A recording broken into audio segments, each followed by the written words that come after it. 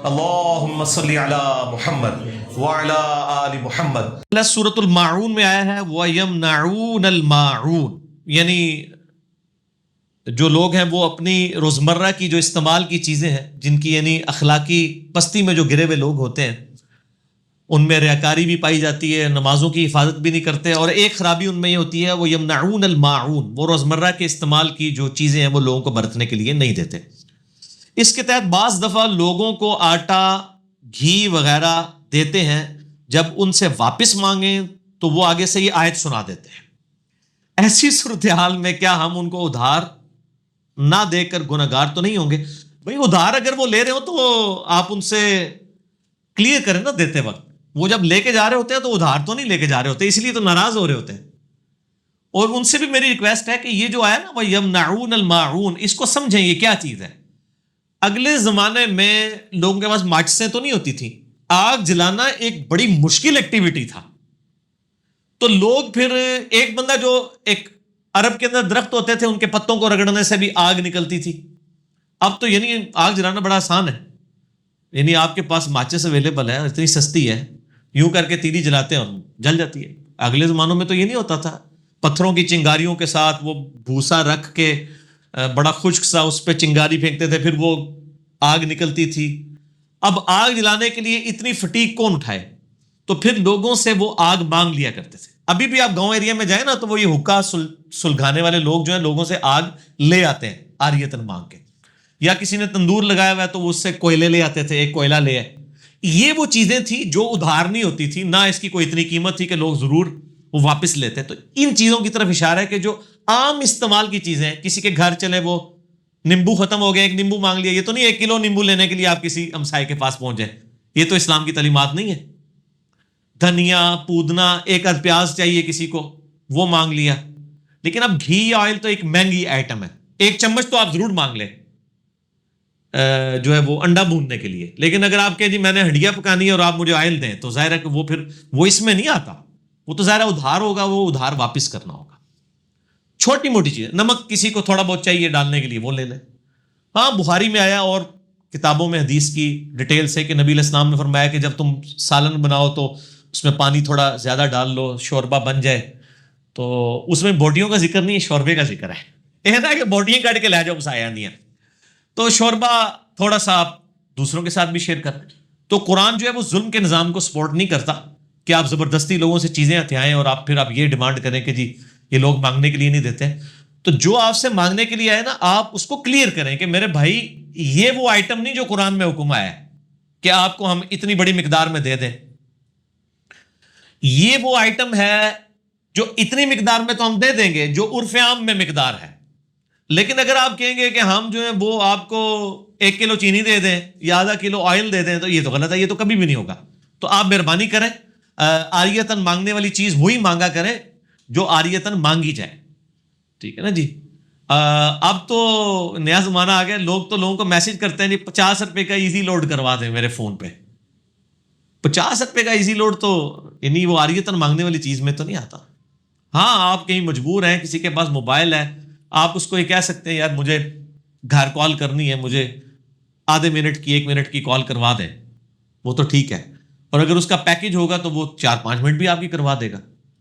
لیکن اس طریقے سے لوگوں کو یعنی بلیک میل کرنا کہ جی آپ قرآن میں آیا کہ جی عاریتاً جو چیزیں مانگی جاتی ہیں یہ نہیں دیتے، یہ تو یعنی منافقین کی روش ہے، اہل ایمان کو تو جو اچھا ہونا چاہیے۔ اچھا یہ ساری تقریر ویسے لوگوں کو بتانے کے لیے ہوتی ہیں، خود عمل کرنے کے لیے نہیں۔ وہ جو میں کہتا ہوں نا، علماء لوگ کہتے ہیں آپ اللہ کی راہ میں جہاد کریں مال اور جان کے ذریعے، وہ یہ کہہ رہے ہوتے ہیں کہ آپ لوگوں کی جانیں اور لوگوں کے مال یوز کریں۔ وہ جو تقریر کر رہا ہے نا، اس کو اپنی جان یا اپنا مال دے، وہ کہتا نہیں میں تو نہیں تھوڑے واسطے کر رہا، میں تو اتنے تھوڑے پیسے تے یاشی کرنی ہے، نئی گڈی کٹانی ہے، چندہ تھوڑے کو لے کے نئی گاڑی نکلوانی ہے میں نے، تو میں تو لگژریس لائف گزاروں گا، میں مہنگے ہوٹلوں میں بیٹھ کے جو ہے ڈنر بھی کروں گا، چندہ آپ سے میں جہاد کے نام کے اوپر لوں گا اور اپنی یاشیاں میں چلاؤں گا۔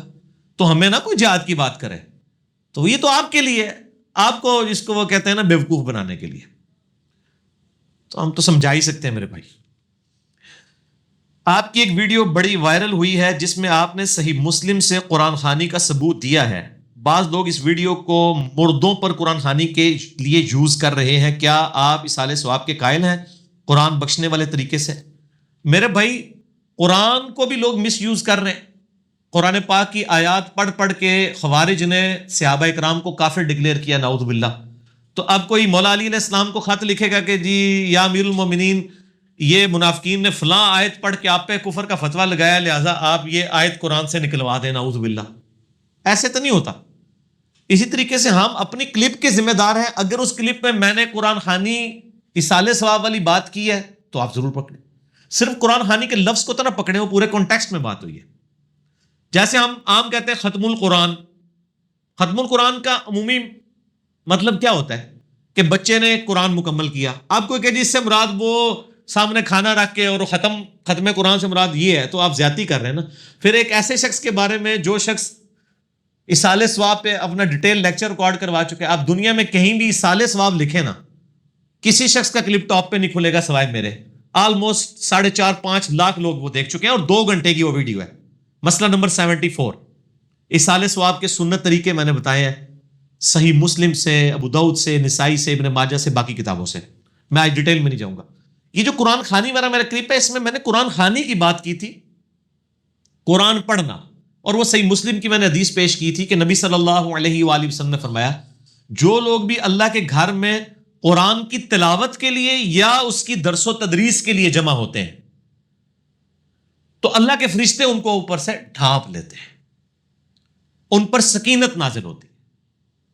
تو اس سے میں نے کہا تھا کہ یہ جو ذکر کی محفلیں آپ نے سجائی ہیں نا، اس کی بجائے آپ قرآن کے درس کی محفلیں سجائیں، قرآن کی تلاوت کی محفلیں سجائیں مسجدوں کے اندر، گھروں کے اندر. اور اسی کانٹیکسٹ میں نے بات کی تھی کہ اگر کسی نے کوئی نئی دکان بنائی ہے یا کسی گھر میں شفٹ ہوا ہے اور وہاں پہ وہ سارے گھر والے بیٹھ کے یا ایون محلے والے بھی آ کے قرآن پڑھ لیتے ہیں بغیر پیمنٹ کے، مولویوں کو بلا کے نہیں، ایک برکت کے لیے ایک جگہ جمع ہو جائیں، ذکر کی محفل ہو یا قرآن کی محفل ہو، اس حوالے کے سنت طریقے کے اوپر وہ ہو رہی ہو، سنت اذکار ہو اس کے اندر، تو اس میں نے کہا تھا اس طرح کی قرآن خوانی پہ ہم کوئی فتویٰ نہیں لگاتے.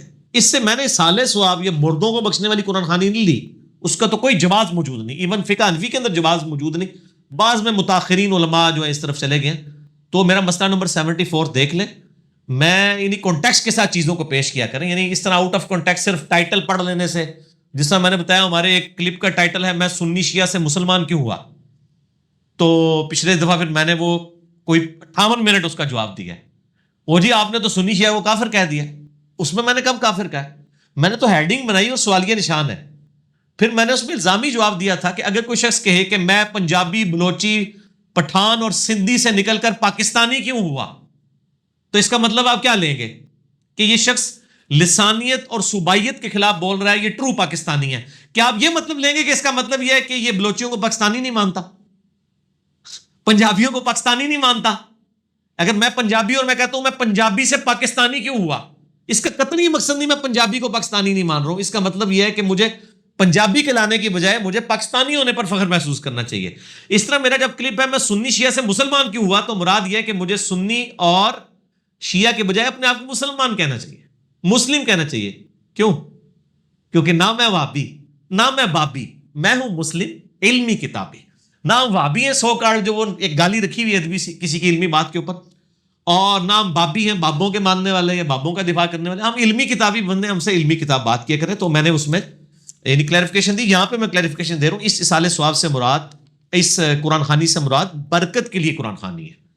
یعنی سنن دارمی میں موجود ہے صحیح سند کے ساتھ کہ سیدنا انس ابن مالک رضی اللہ تعالیٰ عنہ کے جب گھر میں سے کوئی بچہ قرآن مکمل کرتا تھا تو وہ لوگوں کو جمع کر کے دعا یعنی اجتماعی دعا کروایا کرتے تھے. یہ بھی ثابت ہے قرآن خوانی کے اینڈ کے اوپر. تو یہ کوئی بدعت والا معاملہ نہیں ہے. ٹھیک ہوگا جی. اگلا سوال ہے کیا شوال کے 6 روزوں کی نیت میں رمضان کے چھوٹے ہوئے روزوں کی نیت کرنے سے دونوں ہی ادا ہو جائیں گے؟ واہ جی واہ، ماشاء اللہ.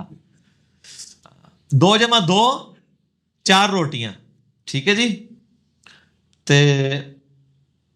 یا الگ الگ رکھنے ہوں گے؟ غسل جنابت اور غسل جمعہ بھی تو ایک ہی دفعہ ادا کرنے سے ادا ہو جاتے ہیں. اچھا جواب ہے، یعنی جو آپ نے وہ دلیل پیش کی ہے اس کی بنیاد پہ یعنی یہ کہنا اور مجھے پتا ہے فقہ حنفی کا یہی مسئلہ ہے کہ اگر کسی نے شوال کے 6 روزے رکھنے ہیں، اس میں وہ رمضان کے چھوٹے ہوئے روزوں کی نیت کر لے تو وہ دونوں کا ثواب مل جائے گا، لیکن یہ لاجیکلی غلط ہے، کیونکہ روزہ ایک ایفرٹ کا نام ہے. اس کا مقصد ایک پاکیزگی کے لیے آپ نے ایفرٹ پٹ کرنی ہے، اور وہ ایفرٹ آپ نفلی عبادت کے لیے الگ سے کریں گے، فرض کے لیے الگ سے کریں گے. ٹھیک ہے جی. 2 جمع 2 ہی 4 ہوں گے، 6 جمع 6 ہی 12 ہوں گے. 6 جمع 0 12 نہیں ہو سکتے کہ آپ ایک کے اندر ہی 3-4 نیتیں کر لیں. وہ الگ ہی شوال کے 6 روزے رکھنے ہوں گے. قضا روزے آپ شوال میں رکھ لیں یا سردیوں میں جا کے رکھ لیں، اگلے رمضان سے پہلے رکھ لینے چاہیے. جب مرضی رکھیں آپ، گرمیوں کے چھوٹے ہوئے روزے بیشک سردیوں میں رکھ لیں تو کوئی حرج نہیں ہے. تو یہ آپ کو شوال کے 6 روزے الگ رکھنے ہوں گے. رمضان کے چھوٹے ہوئے عورتوں کے جو ایام مخصوصہ کے روزے ہیں وہ چھوٹے ہوئے وہ الگ سے ہی رکھنے ہوں گے. تو یہ نہیں ہوگا کہ ایک کے اوپر ہی ساری نیتیں کرنے سے ہو جائے گا. یہ تو اسی طریقے سے میں کھانا سامنے رکھوں اور میں اپنے بیوی بچوں کی بھی نیت ساتھ ہی کر لوں تو ان کا پیٹ بھی بھر جائے، نہیں پیٹ ان کا بھرے گا. یا اس سے بھی اگلی مثال کہ میں ناشتے کے وقت ہی دوپہر اور رات کے کھانے کی نیت بھی کر لوں تو پھر دوپہر اور رات کو تو مجھے کھانا کھانے کی ضرورت نہیں رہے گی نا. کہ رہے گی ظاہر ہے.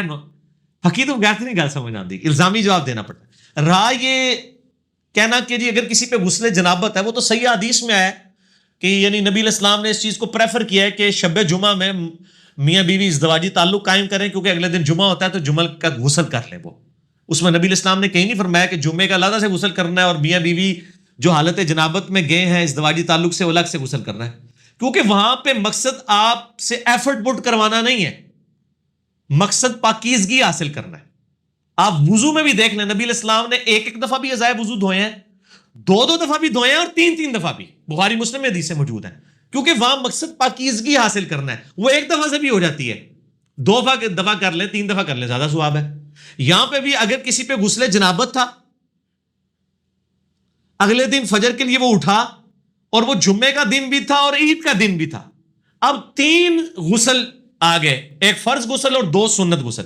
وہ ایک ہی غسل کرنے سے باقی 2 بھی ادا ہو جائیں گے، کیونکہ وہاں پہ مقصد کیا تھا؟ پاکیزگی حاصل کرنا، کہ آپ عیدگاہ کے لیے پاکیزگی حاصل کر کے جائیں، جمعے کے لیے پاکیزگی حاصل کر کے جائیں، نماز کے لیے پاکیزگی حاصل کر کے جائیں. وہ ایک دفعہ غسل کر لینے سے ہی ہو جائے گا. لیکن یہاں پہ میں ایک ضمناً بات کر لوں کہ بعض اوقات بخاری مسلم میں حدیث موجود ہے کہ نبی علیہ السلام حالت حیض میں بھی اپنی بیویوں کے ساتھ ازدواجی تعلق قائم کرتے تھے، لیکن اس کا پروٹوکول بخاری مسلم میں ہے کہ بیویوں کو حکم دیتے تھے کہ ناف سے لے کے گھٹنے تک تہمت باندھ لیں اور باقی جسم کے ساتھ مباشرت فرماتے تھے. انٹر کورس نہیں ہوتا تھا. یہ بخاری مسلم دونوں میں، جو منکرین حدیث بھی کہتے ہیں جی حالانکہ اس میں انٹر کورس کے الفاظ نہیں ہے، صرف مباشرت ہے، یعنی صحبت کرنا. اس میں جب یعنی غسل فرض ہوگا مرد کے اوپر، وہ غسل اتارے گا، اور بسا اوقات عورت بھی اگر یہ ایسی ایکسٹریم پہ چلی گئی ہے اور وہ حالت حیض ہے تو اب وہ حیض کے ختم ہونے کا انتظار نہیں کرے گی، وہ غسل جنابت اس کو وہ کرنا ہوگا، کیونکہ وہ جنابت کی وجہ سے غسل آیا ہے. اور آپ اتنا ڈیلے تو نہیں کر سکتے نا، اتنی دیر تو آپ اس کو ڈیلے نہ کریں، بہت زیادہ ڈیلے نہ کریں. تھوڑا بہت تو ڈیلے، میرا یوٹیوب پہ کلپ ہے کیا غسل جنابت کو ڈیلے کیا جا سکتا ہے، جب ایک نماز سے دوسری نماز قضا نہ ہو تو آپ کر سکتے ہیں. لیکن بہت زیادہ ڈیلے کرنا، پھر ان مخصوص ایام کے اندر جب آپ جنابت کی حالت میں بھی ہوں تو وہ شیاطین کا حملہ یہ نہیں ہونے کے زیادہ چانسز ہوتے ہیں، تو اس لیے اس سے بچنا چاہیے. باقی شیاطین کے حملوں سے، تعویذات، داغوں سے بچنے کے لیے ہم نے 5 سنت وظائف کے اوپر اب نیکسٹ ہمارا اورنج کارڈ انشاءاللہ قریب آنے والا ہے، اگلی دفعہ ہم دکھا بھی دیں گے. اس کی فیس بک پہ تو فرحان بھائی چڑھ گیا تھا، ہاں سافٹ کاپی چڑھ گئی تھی. 5 سنت وظائف، جادو ٹونا، وبائی امراض، قدرتی حادثات سے، تعویذات سے، کالے جادو سے بچنے کے لیے. آیت الکرسی کا وظیفہ نمبر 1 صبح و شام 1 دفعہ، آخری 3 صورتیں صبح و شام 3 دفعہ، المعوذات. اس کے بعد لا الہ الا اللہ وحدہ لا شریک لہ والی دعا 10 دفعہ صبح و شام. اس کے بعد بسم اللہ الذی لا یضر والی دعا صبح و شام 3 دفعہ، اور اعوذ بکلمات اللہ التامات من شر ما خلق والی دعا 3 دفعہ صبح و شام. یہ اورنج کارڈ، ابھی ہمارا ایک بلو کارڈ ہے، ایک گرین کارڈ ہے، اب ہم نے ایک اورنج کارڈ بھی نکالا ہے، اور وہ اسپیشل اس کے لیے وہ صرف ایک ہی، یعنی اس کو فولڈ بھی نہیں کرنا پڑے گا، اور تھوڑا بڑے سائز کا بھی ہے اور تھوڑا موٹا گٹا اس کا لگایا. انشاءاللہ 10,000 کاپیز پرنٹ کرنے کے لیے دی ہیں، ہو سکتا ہے آ گئی ہوں دکان کے اوپر، اس ویکینڈ پہ آنی تھی، بعد نیکسٹ ٹائم ہم اس کو انٹروڈیوس بھی کروا دیں گے. ویسے اس کی سافٹ کاپی آپ کر سکتے ہیں. اور اس کو نا فرحان بھائی وہ ہمارا جو سنت اذکار والا پورشن ہے نا، جہاں سنت اذکار اہل سنت پار .com پہ رکھے ہوئے ہیں، بلو کارڈ گرین کارڈ ہے وہاں پہ اورنج کارڈ بھی اسی نام سے ایڈ کرتے ہیں اور اس میں وہی لکھ دیں اس کا جو نام ہے، جادو ٹونا وبائی امراض اور قدرتی حادثات سے بچنے کے سنت وظائف. ٹھیک ہو گیا جی. صحیح بخاری میں 6265 حدیث کے تحت کیا ہم بھی نماز میں ایھا النبی کی بجائے علی النبی پڑھا کریں جیسا کہ ابن مسعود رضی اللہ تعالیٰ عنہ تشہد کے الفاظ بدل لیتے تھے، یا پھر ہمیں نبی علیہ السلام کے تعلیم کیے ہوئے الفاظ بدلنے کی اجازت ہے؟ نہیں ہے میرے بھائیو اجازت. یہ ابن مسعود رضی اللہ تعالیٰ عنہ کا عمل شاذ ہے، امت نے قبول نہیں کیا، یہ ان کا تفرد ہے، کئی معاملات میں ان کا تفرد ہے. بخاری مسلم میں آیا کہ نبی علیہ السلام کی وفات کے بعد بھی عبداللہ ابن مسعود اپنے دونوں ہاتھ جو ہے نا وہ گھٹنوں کے درمیان یوں رکھا کرتے تھے رکوع کے اندر. ہم تو رکھتے ہیں گھٹنوں کے اوپر، یوں پکڑتے ہیں گھٹنوں کو، وہ گھٹنوں کے درمیان رکھتے تھے. تطبیق اس کو کہتے ہیں. یہ بھی نبی علیہ السلام نے کیا لیکن یہ منسوخ ہے. اور بلکہ بخاری مسلم میں آتا ہے کچھ تابعین گئے تو عبداللہ ابن مسعود نے کے ساتھ نماز پڑھ رہے تھے تو عبداللہ ابن مسعود نے ان کو مارا جب انہوں نے گھٹنوں پہ ہاتھ رکھے کہ ان کو بیچ میں رکھو. پھر سعد ابن ابی وقاص کے پاس شکایت پہنچی، انہوں نے کہا ہمارے بھائی کو پتہ نہیں نبی علیہ السلام نے اس کو منع فرما دیا تھا. عبداللہ ابن مسعود کے کئی تفردات ہیں. بخاری میں آتا ہے وہ معوذتین آخری 2 سورتوں کو قرآن کا حصہ نہیں مانتے تھے. اس طرح یہ بھی ان کا تفرد ہے کہ انہوں نے تشہد کے الفاظ بدلے علی النبی والے. اور میرے شیخ زبیر نذیر صاحب کے ساتھ جو 100 کوسچن ریکارڈڈ ہے نا اس میں میں نے اس کے اوپر باقاعدہ ڈسکشن کی اور میں نے ایک جملہ بولا کہ شیخ صاحب یہ ابن مسعود کا موقف شاذ ہے. تو وہ کہنے لگے کیسے؟ میں نے کہا پہلے تو مجھے یہ بتائیں آپ کیا پڑھتے ہیں؟ ان کا جی میں تو ایھا النبی پڑھتا ہوں. تو وہ کہنے لگے یہ شاذ کس طرح؟ میں نے کہا شاذ اس طرح ہے کہ انہوں نے جو دلیل بنائی ہے کہ نبی کی زندگی میں ایھا النبی پڑھ سکتے ہیں کیونکہ نبی علیہ السلام موجود ہیں، اے نبی آپ پر سلام ہو، اور بعد میں آپ علی النبی پڑھیں کہ نبی پر سلام ہو. میں نے کہا یہ شاذ ہے اس لیے کہ نبی علیہ السلام کی مبارک زندگی میں بھی موجود تو آپ وہیں تھے نا جہاں پہ مسجد نبی میں لوگ نماز پڑھ رہے ہوتے تھے. تو کیا مکے والے مسلمان علی النبی پڑھتے تھے؟ یقیناً نہیں پڑھتے ہوں گے، ادھر تو سامنے موجود نہیں. اور دوسرا اس میں تو وہ عقیدہ ہی نہیں ہے. اسی بخاری اور مسلم کی حدیث ہے جب تم پڑھو گے السلام علینا وعلی عباد اللہ الصالحین اور اس سے پہلے السلام علیک ایھا النبی، تو اللہ تعالیٰ زمین و آسمان میں تمام نیک بندوں تک تمہارا سلام پہنچا دے گا. یہ تو اللہ نے پہنچانا ہے. ہم مردوں کو کہتے ہیں یہاں کہہ کے السلام علیکم اہل الدیار من المؤمنین والمسلمین. صحیح مسلم میں دعا ہے، اے مومنین و مسلمین جو ان قبروں میں دفن ہو تم پر سلام ہو، اللہ تعالیٰ تمہارے اور ہمارے ساتھ عافیت کا معاملہ کرے، ہمیں بھی مار کے تمہارے پاس لوٹنا ہے. قبر رسول پہ بھی عرض کرتے ہیں السلام علیکم یا رسول اللہ. تو مطلب اس میں علی النبی نہیں پڑھنا چاہیے. یہ ابن مسعود کا ایک اجتہاد تھا، غلط ہے، امت نے قبول نہیں کیا. آج امت کبھی نہیں علی النبی پڑھتی، سب ایھا النبی پڑھتے ہیں. بریلوی دیوبندی اہل حدیث شیعہ حنفی مالکی شافعی حنبلی سب پڑھتے ہیں ایھا النبی. اور اس میں تو یعنی بڑا سخت معاملہ ہے. بخاری مسلم دونوں میں حدیث موجود ہے. نبی علیہ السلام نے ایک صحابی کو دعا تعلیم فرمائی، اس میں الفاظ تھے بنبیک الذی ارسلت، اس کتاب پر ایمان لایا جو تیرے نبی کے ساتھ نازل ہوئی. تو اس صحابی نے پڑھ دیا برسولک ارسلت، سپرلیٹو ڈگری یوز کی، نبی سے بہتر لفظ ہے رسول. آپ نے تعلیم فرمایا تھا نبی، اس نے پڑھ دیا رسول صلی اللہ علیہ وآلہ وسلم. آپ نے فرمایا میرے بتائے ہوئے الفاظ چینج مت کرو، وہی کہو جو میں نے کہے. تو الفاظ اس طریقے سے چینج نہیں ہونے چاہیے.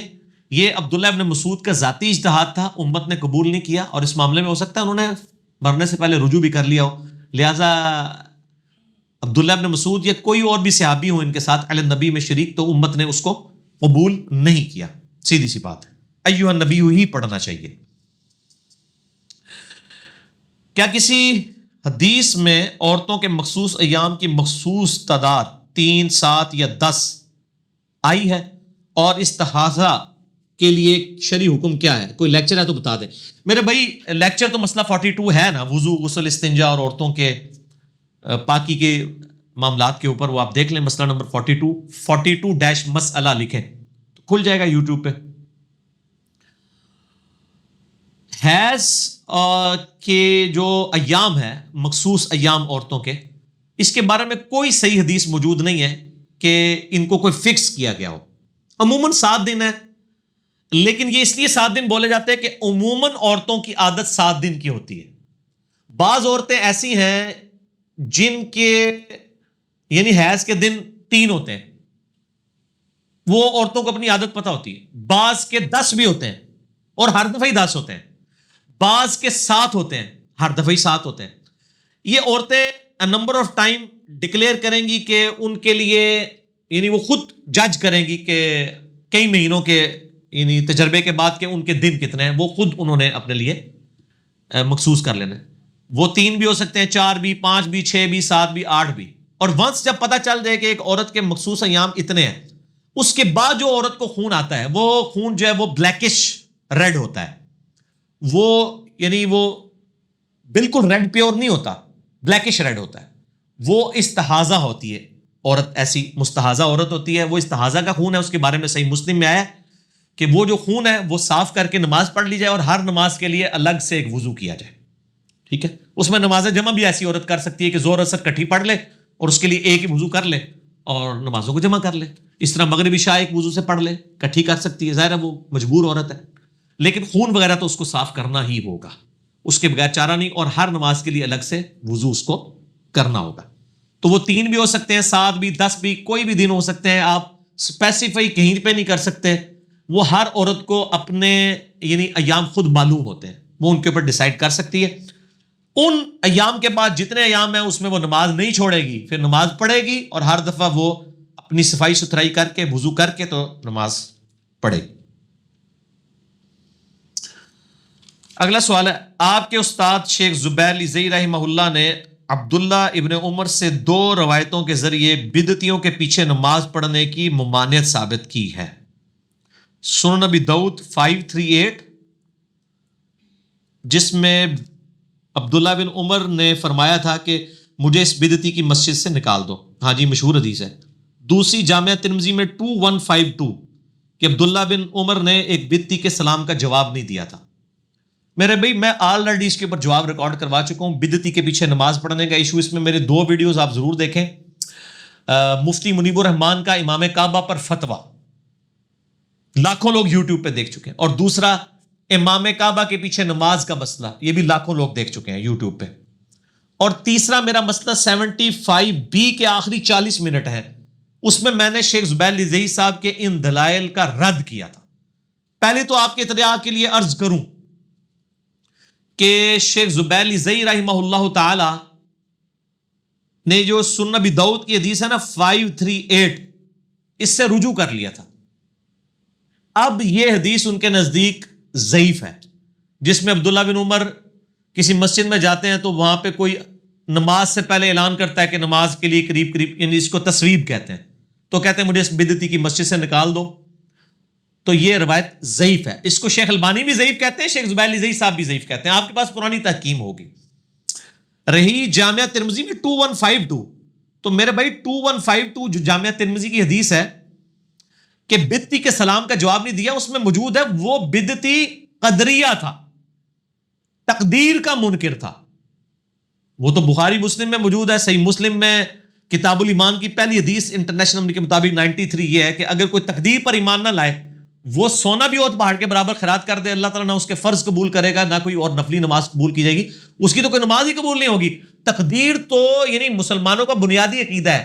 آپ خالی یہ نہ کہہ دیں کہ ایک بندہ جو ہے وہ تقدیر کا منکر ہے, وہ تقدیر کی خرابی کس یعنی وہ بدعتی ہے. اس کا بدعتی ہونا کس لیول کا بدعتی ہونا ہے؟ اس کا بدعتی ہونا اس لیول کا بدعتی ہونا ہے کہ وہ تقدیر کا منکر ہے. اور میرے بھائی تقدیر کا منکر اگر کوئی کیٹاگوریکل تقدیر کا منکر ہے, وہ تو مسلمان ہی نہیں ہے. تو ایک تقدیر کے منکر کا سلام کا جواب عبداللہ بن عمر نے نہیں دیا, تو اس کو یہ کہنا کہ جی اس سے مراد بریلوی دیوبندی اہل حدیث یا شیعہ کے سلام کا جواب نہیں دیا, تو آپ ذرا کوئی شرم و حیا کریں. یعنی ایک اتنے بڑے لیول کا ایک جرم ہے, وہ اس کو بدعتی نہیں کہنا چاہیے, وہ کہنا چاہیے اس کی یعنی وہ بد عقیدگی اس لیول کے اوپر ہے کہ جو اس کو اسلام سے باہر نکال دے گی, کیونکہ اسلام کے بنیادی عقائد میں سے تقدیر کے اوپر ایمان لانا ہے. ٹھیک ہے نا جی, اس کو اس کے ساتھ کمپیئر نہ کریں. رہی ہے ابو داؤد, تو میرے بھائی ابو داؤد کی اس روایت سے مطلب کر دیا تھا رجوع شیخ زبیر لیزئی صاحب نے. اور آپ شیخ زبیر صاحب کی تحقیق دیکھنی ہے تو ان کی کتاب انوار الصحیفہ چھپی ہوئی ہے. اے عثمان بھائی ذرا پیچھو انوار الصحیفہ پڑھی ہو ذرا, میں انہوں نے بخا بھی دیا. اکثر لوگ ہمیں فون کر کے بھی پوچھ رہے ہوتے ہیں ہمیں سننے بخاری مسلم تو صحیح ہے نا, اس کی ساری حدیثیں ٹھیک ہیں جن کے اوپر نمبرنگ ہے. بغیر نمبرنگ کے اگر باب کی ہیڈنگ میں کوئی ضعیف اقوال بھی ان پہ نمبر نہیں ہوتے, وہ پتہ چل جائے گا آپ کو. نمبر والی ساری صحیح ہوں گی. سنن اربع ابو داؤد ترمذی نسائی ابن ماجہ, یہ سیاہ ستہ کی ٹرم بھی غلط ہے. یہ کتب ستہ ہیں, 6 کتابیں. ٹھیک ہو گیا. صحیح ہیں صرف بخاری اور مسلم ہے, باقی 4 سنن اربع ہیں, سنت کی کتابیں, جن میں 80% صحیح حدیثیں ہیں, 20% ضعیف بھی ہیں, ان میں سے بعض جھوٹی بھی ہیں. تو شیخ زبیر صاحب نے جو تحقیم کی ہے, انہوں نے ضعیف حدیثیں الگ سے چھاپ دی ہیں. انوار الصحیفہ ان کی کتاب چھپی ہوئی ہے, یہ ایک ہی جلد کے اندر آلموسٹ 700 پیجز کے اوپر ہے. یہ اس کا P D F free 4 MB کا آپ ahlsunnatpak.com پہ القرآن کے بعد الحدیث والے پورشن میں بخاری, مسلم, ابو داؤد, ترمذی اور ادر بکس میں آپ جائیں گے تو انوار الصحیفہ آپ کو مل جائے گی. انوار الصحیفہ فی الاحادیث الضعیفہ, یعنی ضعیف, من السنن الاربع, سنن اربع کی جو ضعیف روایتیں ہیں وہ ضعیف کیوں ہیں, ان میں سے کس وجہ سے ہیں, راویوں کے اوپر کیا ایشو ہیں, وہ علیحدہ سے انہوں نے چھاپ دی ہیں. اس کے علاوہ جتنی ہوگی وہ صحیح ہوں گی. اگر اس کے اندر کوئی روایت ہے تو شیخ زبیر صاحب کے نزدیک وہ ضعیف ہے اور اس کے علاوہ والی صحیح ہے. چونکہ صحیح زیادہ تھی تو وہ زیادہ چھاپنی پڑتی, انہوں نے ضعیف کو الگ کر دیا. لاگتے وشکار ہی ہے نا, ٹھیک ہے نا. تو یہ آپ جو 538 کہہ رہے ہیں نا, وہ اس ضعیف والی بک میں موجود ہے. یہ ذرا فرحان بھائی ان کو دکھا دیں. انوار الصحیفہ, آپ اس کا PDF فری ڈاؤن لوڈ کر سکتے ہیں ahlsunnatpak.com سے. انوار الصحیفہ سنن اربع کی ضعیف روایتیں شیخ زبیر لزئی رحمہ اللہ تعالی کی تحکیم اور تخریج کے ساتھ, اور مشکات المصابیح تو ان کی ہے ہی ہے, اس میں بھی جو حوالے دیے میں وہ اسی سے ہی یعنی مستعار اٹھا کے اس میں ڈالے گئے ہیں. اصل میں ان کی یہ تحکیم ہے. اس میں ابھی آپ نے چونکہ ابو داؤد کا پوچھا ہے, میں اس میں ابو داؤد کی ضعیف وہ روایت جو ہے میں آپ کو اس میں دکھا دیتا ہوں کہ انہوں نے اس کو 538 کو ضعیف کہا ہوا ہے. اس کے اندر سنن ابی داؤد کی 538 شروع میں ہی آ جائے گی, کیونکہ پہلے ابو داؤد ہے, پھر ترمذی, پھر نسائی اور ابن ماجہ ہے. تو آپ کو یقین ہو جائے گا کہ میں اپنے کو نہیں مار رہا ہوں, واقعی 538 میں انہوں نے ضعیف قرار دیا ہوا ہے. ٹھیک, یہ دیکھ لیں جی, یہ دکھائیں جی ان کو, میں اس کو انڈر لائن کر دوں. 538 ابو داؤد. پہلے وہ کہتے تھے جب کتاب انہوں نے بتی کے پیچھے نماز کا مسئلہ لکھا اس میں ایک کوٹ کی ہے, لیکن جب روایتی ہوگی تو وہ آپ کتاب ہی پرنٹنگ پریس والوں سے ریکویسٹ ہے کتاب دوبارہ چھاپو. اے دکھاؤ جی, یہ بالکل اوپر 538. اچھا اس کے ساتھ آپ دیکھیں 538 کے ساتھ ایک چھوٹا سا سرکل بھی بنایا ہوا ہے. انوار الصحیفہ میں ہر اس حدیث کے ساتھ سرکل لگا ہوا ہے جس کو 538 کے ساتھ بھی لگا ہوا ہے, ہاں, جس کو شیخ البانی کے نزدیک وہ روایت جو ہے وہ صحیح ہوگی, ان کے نزدیک ضعیف ہوگی, لیکن میرے علم کے حد تک شیخ البانی بھی اس کو ضعیف ہی کہتے تھے بعد میں. ٹھیک ہوگا جی. بال یہ شیخ زبیر صاحب نے تو اس کو ضعیف کہا ہے. اس میں وہی الفاظ موجود ہیں وہ تصویب والے, تو لہٰذا یہ روایتی فارغ ہوگی. تو جب روایتی فارغ ہوگی تو پھر دلیلی فارغ ہوگی. باقی ترمذی کی 2152 جو آپ نے کی وہ تو قدریہ تھا, وہ بریلوی دیوبندی اہل حدیث نہیں تھا. باقی میرا آپ یوٹیوب پہ کلپ دیکھ لیں, مفتی منیب الرحمان کا امام کعبہ پر فتویٰ, تو آپ کو پتہ چل جائے گا. اور دوسرا امام کعبہ کے پیچھے نماز کا مسئلہ آپ دیکھیں, یہاں پہ لوگ کہتے ہیں امام کعبہ کے پیچھے نماز نہیں ہوتی, سعودیہ والے کہتے ہیں بریلویوں کے پیچھے نماز نہیں ہوتی. تو سارے غلط کہہ رہے ہیں. ایک دوسرے کے پیچھے نماز پڑھ لیا کریں جب تک آپ کسی کو کافر ڈکلیئر نہ کریں.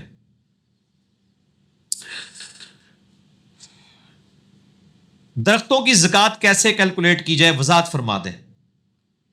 میرے بھائی درختوں کی زکوٰۃ بھی اسی طریقے سے کیلکولیٹ ہوگی جس طرح کھیتیوں کی جاتی ہے. زکوٰۃ پہ میرا 70 قدیم اور جدید احکام و مسائل پہ مسئلہ نمبر 95B آپ دیکھیں. پورا رمضان کا مہینہ لگا کے میں نے وہ لیکچر تیار کیا تھا, اور کتنی کتابیں پڑھی تھیں. اب آپ سینکڑوں کتابیں پڑھیں اور وہ میرا ایک لیکچر ایک طرف ہے. 70 قدیم اور جدید مسائل, مسئلہ نمبر 95B زکوٰۃ سے ریلیٹڈ. اس میں بھی میں نے بتایا تھا کہ کھیتی کی جو زکوٰۃ کا مسئلہ ہے نا, وہ یہی ہے کہ جب کھیتی کاٹی جائے گی, اس میں فروٹ کا یا کھجوروں کا تو آتا ہے نا کہ وہ آلموسٹ کوئی 750 کلو کے قریب بنتا ہے, وہ آپ دیکھ لیجیے گا, مجھے اب ایگزیکٹ یاد نہیں ہے. باقی درختوں کے کیس میں ہے کہ جب بھی درخت کاٹیں گے آپ, تو ان درختوں سے جتنی کمائی ہوئی ہے نا اس کا 10واں حصہ آپ اللہ کی راہ میں زکوٰۃ دے دیں گے. جب وہ کاٹیں گے, یہ نہیں کہ ہر سال دینا ہے, آپ بینیفیشری نہیں ہے اس کے. ہاں, جو فروٹ والے درخت ہیں ان کی فروٹ کے اوپر زکوٰۃ ہے, وہ 10واں حصہ. 100 روپے کما رہے ہیں تو 10 روپے اللہ کی راہ میں زکوٰۃ ہے. اور اگر زمین آپ کی بارانی ہے تو تب ہے یہ. اگر آپ ٹیوب ویل کے ذریعے یا خود پیسے لگا کے پانی نکال رہے ہیں زمین سے، پھر آپ 100 میں 5 روپے دیں گے. ٹھیک ہو گیا جی. پھر آپ کا عشر جو ہے وہ آدھا ہو جاتا ہے. ویسے عشر ہے 100 روپے 10 روپے، اور اگر یہ بارانی کے لیے، اور اگر آپ کی ٹیوب ویل کی اپنی محنت کا پانی ہے تو ظاہر ہے پھر بینیفٹ اللہ تعالیٰ آپ کو دیتا ہے کہ آپ کے اس میں بھی پیسے لگے ہیں، تو آپ کی زکوٰۃ جو ہے وہ پھر کھیتی کے اوپر آدھی کر لی گئی، اور وہ زکوٰۃ ہے 100 پہ 5 روپے. باقی سونا چاندی اور کرنسی کے اوپر جو ہے وہ 100 پہ 2.5 روپے ہے. وہ مسئلہ 95B دیکھ لیں، باقی ڈیٹیل میں جانے کی ضرورت نہیں ہے. 95B دیکھیں جی. ٹھیک ہے جی. صحیح بخاری اور صحیح مسلم کی کیا ہر حدیث ہی صحیح ہے؟ اسے صحیحین کیوں کہتے ہیں؟ صحیح ستہ میں کون سی کتابیں ہیں؟ ان میں ضعیف احادیث کا کیسے پتہ چلے گا؟ یہ میں نے میرے بھائی آلریڈی اس میں ایڈریس کر دیا ہے، اس لیے دوبارہ رپیٹ کرنے کی ضرورت نہیں ہے. اس سوال کو ہم علیحدہ سے انشاءاللہ کلپ بھی چڑھا دیں گے کہ سنن اربعہ کی ضعیف حدیثیں کیسے پتہ چل جائیں. انوار الصحیفہ شیخ زبیر صاحب کی کتاب کا میں نے تعارف کروا دیا. اہل سنت کے منہج کے حوالے سے احادیث کی کل کتابیں کتنی ہیں؟ نام بتا دیں. مشکات المصابیح پر آپ اتنا زور کیوں دیتے ہیں؟ اہل سنت کا منہج یوٹیوب پہ لکھیں، میرا ایک کلپ کھل جائے گا. اسی طریقے سے سنی احادیث کی 6 کتابیں، وہ بھی میرا ایک کلپ ہے، وہ بھی کھل جائے گا، آپ کو پتہ چل جائے گا. مین سٹریم کی تو کتابیں یہی ہیں، صحیحین بخاری اور مسلم، اور باقی سنن اربعہ ہے، ابو داؤد ترمذی نسائی ابن ماجہ. اس کے علاوہ بھی کتابیں ہیں، موطا امام مالک ہے، مسند احمد ہے، اور المستدرک للحاکم ہے، سنن کبریٰ البیہقی ہے، سنن دارمی ہے. سینکڑوں کتابیں ہیں، لیکن مین سٹریم کی یہی کتابیں ہیں. مشکات میں اس لیے زور دیتا ہوں کہ مشکات انسائکلوپیڈیا ہے، مین سٹریم کی 13 کتابوں کے نوٹس ہیں. اس پہ میں نے مسئلہ نمبر 111B ریکارڈ کروایا کہ مشکات اگر آپ کے گھر میں موجود ہے، یہ 3 جلدوں پہ ہے صرف. اہل سنت پاک.com سے فری PDF ڈاؤن لوڈ کریں، 18 MB کی 3 فائل ہیں، اور یہ یعنی $15 اس کی آلموسٹ قیمت ہے پاکستانی. اون تک کٹ گئی ہوئے گی کیونکہ ڈالر مہنگا ہو گیا ہے. ٹھیک ہو گیا. تو مشکات المصابیح جو ہے یہ انسائکلوپیڈیا آف حدیث ہے. اس میں بڑی انٹلیکچوئل ترتیب کے ساتھ ہر چیپٹر کے 3 چیپٹر ہیں. پہلا چیپٹر بخاری اور مسلم کا ہے، دوسرا ادر دین بخاری اور مسلم کا ہے، اور تیسرا وہ ہے جو امام ولی الدین تبریزی نے بعد میں ایڈ کی تھی، جو چھوٹ کی تھی روایتیں. اس میں نے پورا تعارف کروایا مشکات المصابیح کا مکمل تعارف. یوٹیوب پہ آپ مسئلہ نمبر 111B لکھیں تو کھل جائے گا. شیخ زبیر علی صاحب کی تحکیم اور تخریج کے ساتھ یہ پرنٹ ہوئی ہے، اور یہ ان کو دکھا بھی دیں جی مشکات المصابیح. اس کے فٹ نوٹ کے اوپر احادیث کے اوپر حکم بھی لگے ہوئے ہیں. بخاری مسلم پہ ظاہر حکم نہیں لگے ہوئے، وہ تو صحیحین ہے. باقی پہ پوری اس کی علت بھی لکھی ہوئی ہے کہ روایت کو ضعیف کیوں ڈکلیئر کیا، یا اگر کوئی روایت صحیح ہے تو اس کے اوپر اگر کوئی اعتراض تھا وہ بھی انہوں نے دور کیا ہے. باقی آپ میرا تعارف دیکھ لیں. میں نے ڈیٹیل اس کے اوپر، میں نے بخاری کے تعارف پہ لیکچر ریکارڈ نہیں کرایا، لیکن اس پہ کروایا تھا تاکہ نوٹس آپ کو ایک جگہ کمبائنڈ فارم میں مل جائے. تو یہ آپ کی آلموسٹ 80-90% دین اس میں کور ہو جائے گا انشاءاللہ تعالی. بعض اہل تشیع سیدنا عثمان غنی رضی اللہ تعالیٰ عنہ کو غزوہ احد میں بھاگ جانے کی وجہ سے مطعون قرار دیتے ہیں، نعوذ باللہ، یعنی تان کرتے ہیں. ان کو کیسے سمجھایا جائے؟ میرے بھائی ان کو سمجھانے کے لیے آپ کے پاس خود بھی تو قرآن و حدیث کا علم ہونا چاہیے نا. باقی جو اہل تشیع کا مقدمہ ہے سیدنا عثمان غنی رضی اللہ تعالیٰ عنہ کے حوالے سے کہ ان کی شہادت کے اسباب میں بعض ان کے ایسے ڈیسیژن تھے جس کی وجہ سے صحابہ اکرام ان کے خلاف ہوئے، وہ تو بالکل ریالٹی ہے، اس سے کوئی انکار نہیں کر سکتا. وہ بخاری مسلم میں موجود ہے. یہ تو بنو امیہ کی بدماشیوں کو چھپانے کے لیے عبداللہ ابن سبا کا ڈھونگ رچایا گیا کہ یہ ایک عبداللہ بن سبا تھا جس نے 10,000 صحابہ کی مات مار دی ایک بندے نے، نعوذ باللہ، اور عثمان شہید ہو گئے. بیسیکلی بنو امیہ کو بچانا تھا. تو میں نے الحمدللہ وہ بھی پول ان کا کھول دیا. آپ عبداللہ ابن سبا کی حقیقت بھی یوٹیوب پہ لکھیں تو میرا لیکچر کھل جائے گا کہ عبداللہ ابن سبا ایک پرسنالٹی تھا، لیکن اس کا شہادت عثمان سے کوئی تعلق نہیں ہے. وہ بعد کی پرسنالٹی ہے.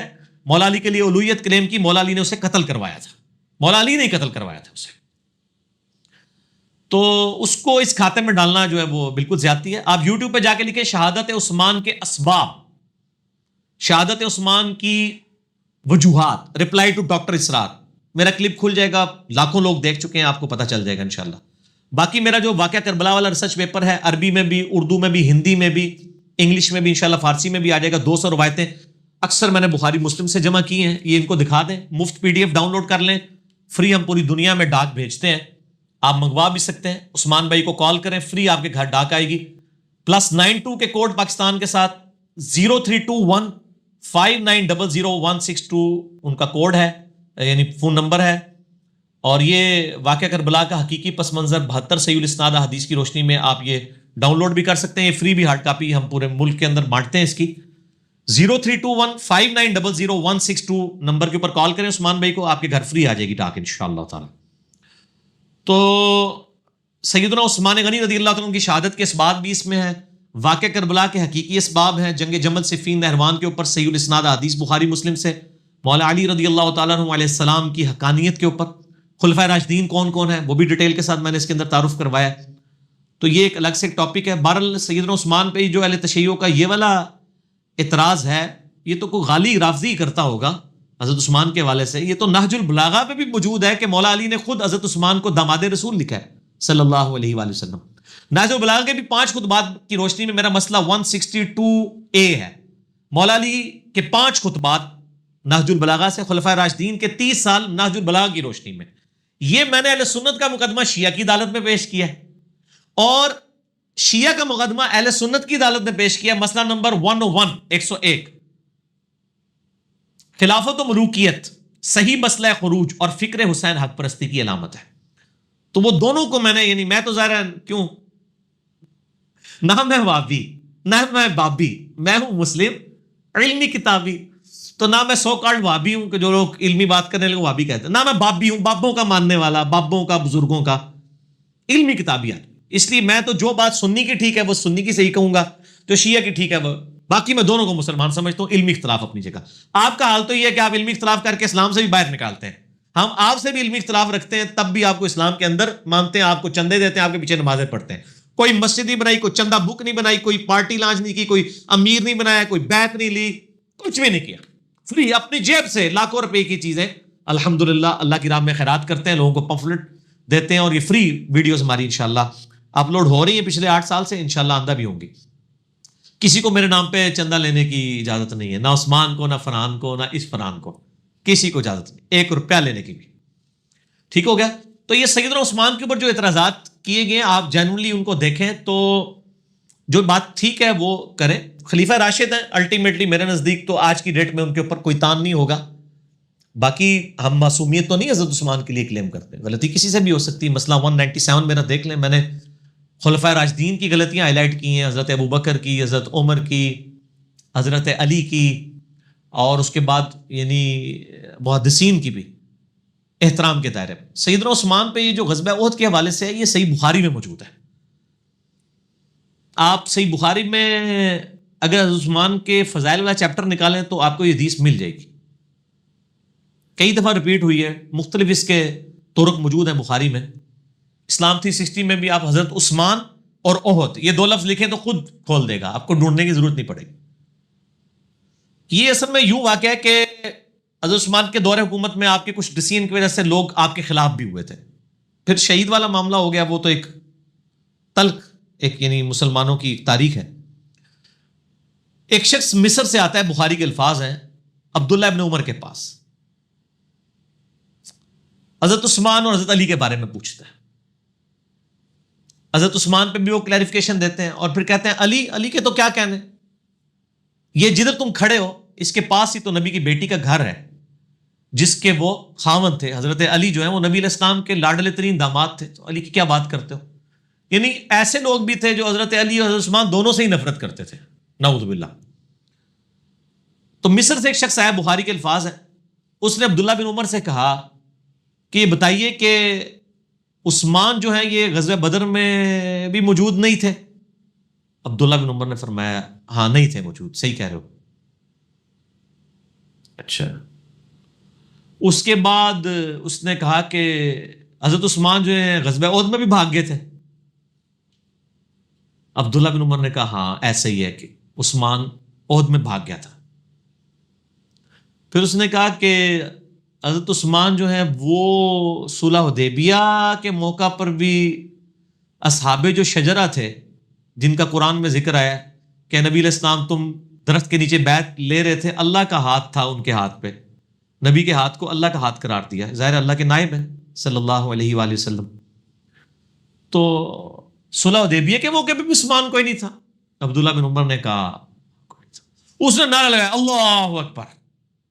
اس نے نعرہ اس لیے لگایا کہ ابھی حضرت عثمان کا چونکہ وہ مخالف تھا, 3 غلطیاں ہائی لائٹ کی اور عبداللہ بن عمر نے وہ سرٹیفائی بھی کر دیا, اس کو انڈورس بھی کر دیا. اب وہ جانے لگا تو عبداللہ بن عمر نے کہا ادھر آ, تمہیں پھکی بھی دیا نال.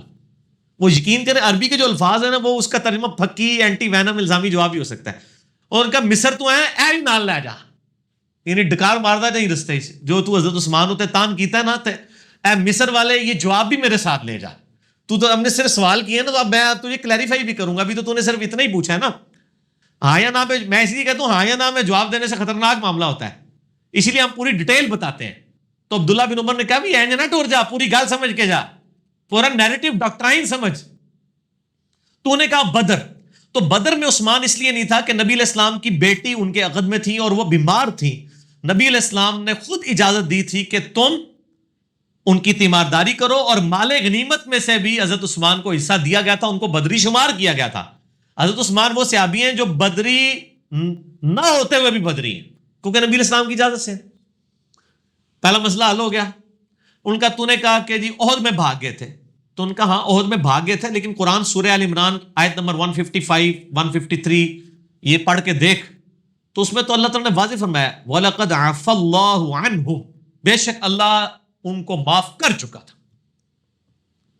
احد میں جو غلطی ہوئی اللہ تعالیٰ نے قرآن میں صحابہ کی وہ غلطی معاف کر دی. پھر حضور کو بھی کہا صلی اللہ علیہ وآلہ وسلم, دیکھیں آپ اگر سخت زبان ہوتے اور آپ سختی سے بیہیو کرتے تو صحابہ آپ کے ساتھ سے ہٹ جاتے. تو آپ آندہ بھی ان کو اپنے مشوروں میں شامل رکھیں, ان کے ساتھ حسن اخلاق کا معاملہ رکھیں. مسئلہ حل ہو گیا. جب اللہ نے معاف کر دیا تو انہوں بہت ہی تکلیف ہے. اور کہا رہا صلح حدیبیہ, اس موقع پہ تو عثمان سے زیادہ معزز شخص ہی کوئی نہیں تھا. عثمان تو نبی علیہ السلام کی طرف سے نائب بنا کر بھیجے گئے تھے, کیونکہ ادھر آل امیہ کی حکومت تھی نا. نہیں تو انہوں کوئی گل دسے گا کہ ابو بکر عمر علی کو کیوں نہیں بھیجا گیا. ان میں سے کسی کو بھیجا جاتا تو انہوں بانٹ دینا سی انہوں نے. چونکہ ابو سفیان تھا وہ آل امیہ سے تھا, خاندانی سسٹم بڑا سٹرونگ تھا. حضرت عثمان بھی آل امیہ میں سے تھے, تو حضرت عثمان سے زیادہ کوئی اپروپریٹ شخص نہیں تھا کہ اس کو بھیجا جاتا, کیونکہ وہ خاندانی لحاظ رکھتے ہوئے حضرت عثمان کو ڈیمیج نہ کرتے, ورنہ وہ ایلچی کو قتل بھی کر سکتے تھے. حضرت عثمان کو جب بھیجا گیا تو بخاری میں آتا ہے کہ ان کی شہادت کی افواہ پھیل گئی کہ وہ تو انہوں نے مار دیا ان کو. اب نبی صلی اللہ علیہ وآلہ وسلم درخت کے نیچے آئے اور آپ نے بیعت اس کے اوپر لی کہ ہم یہاں سے اس وقت تک نہیں جائیں گے جب تک کہ عثمان کے قتل کا بدلہ نہ لے لیں.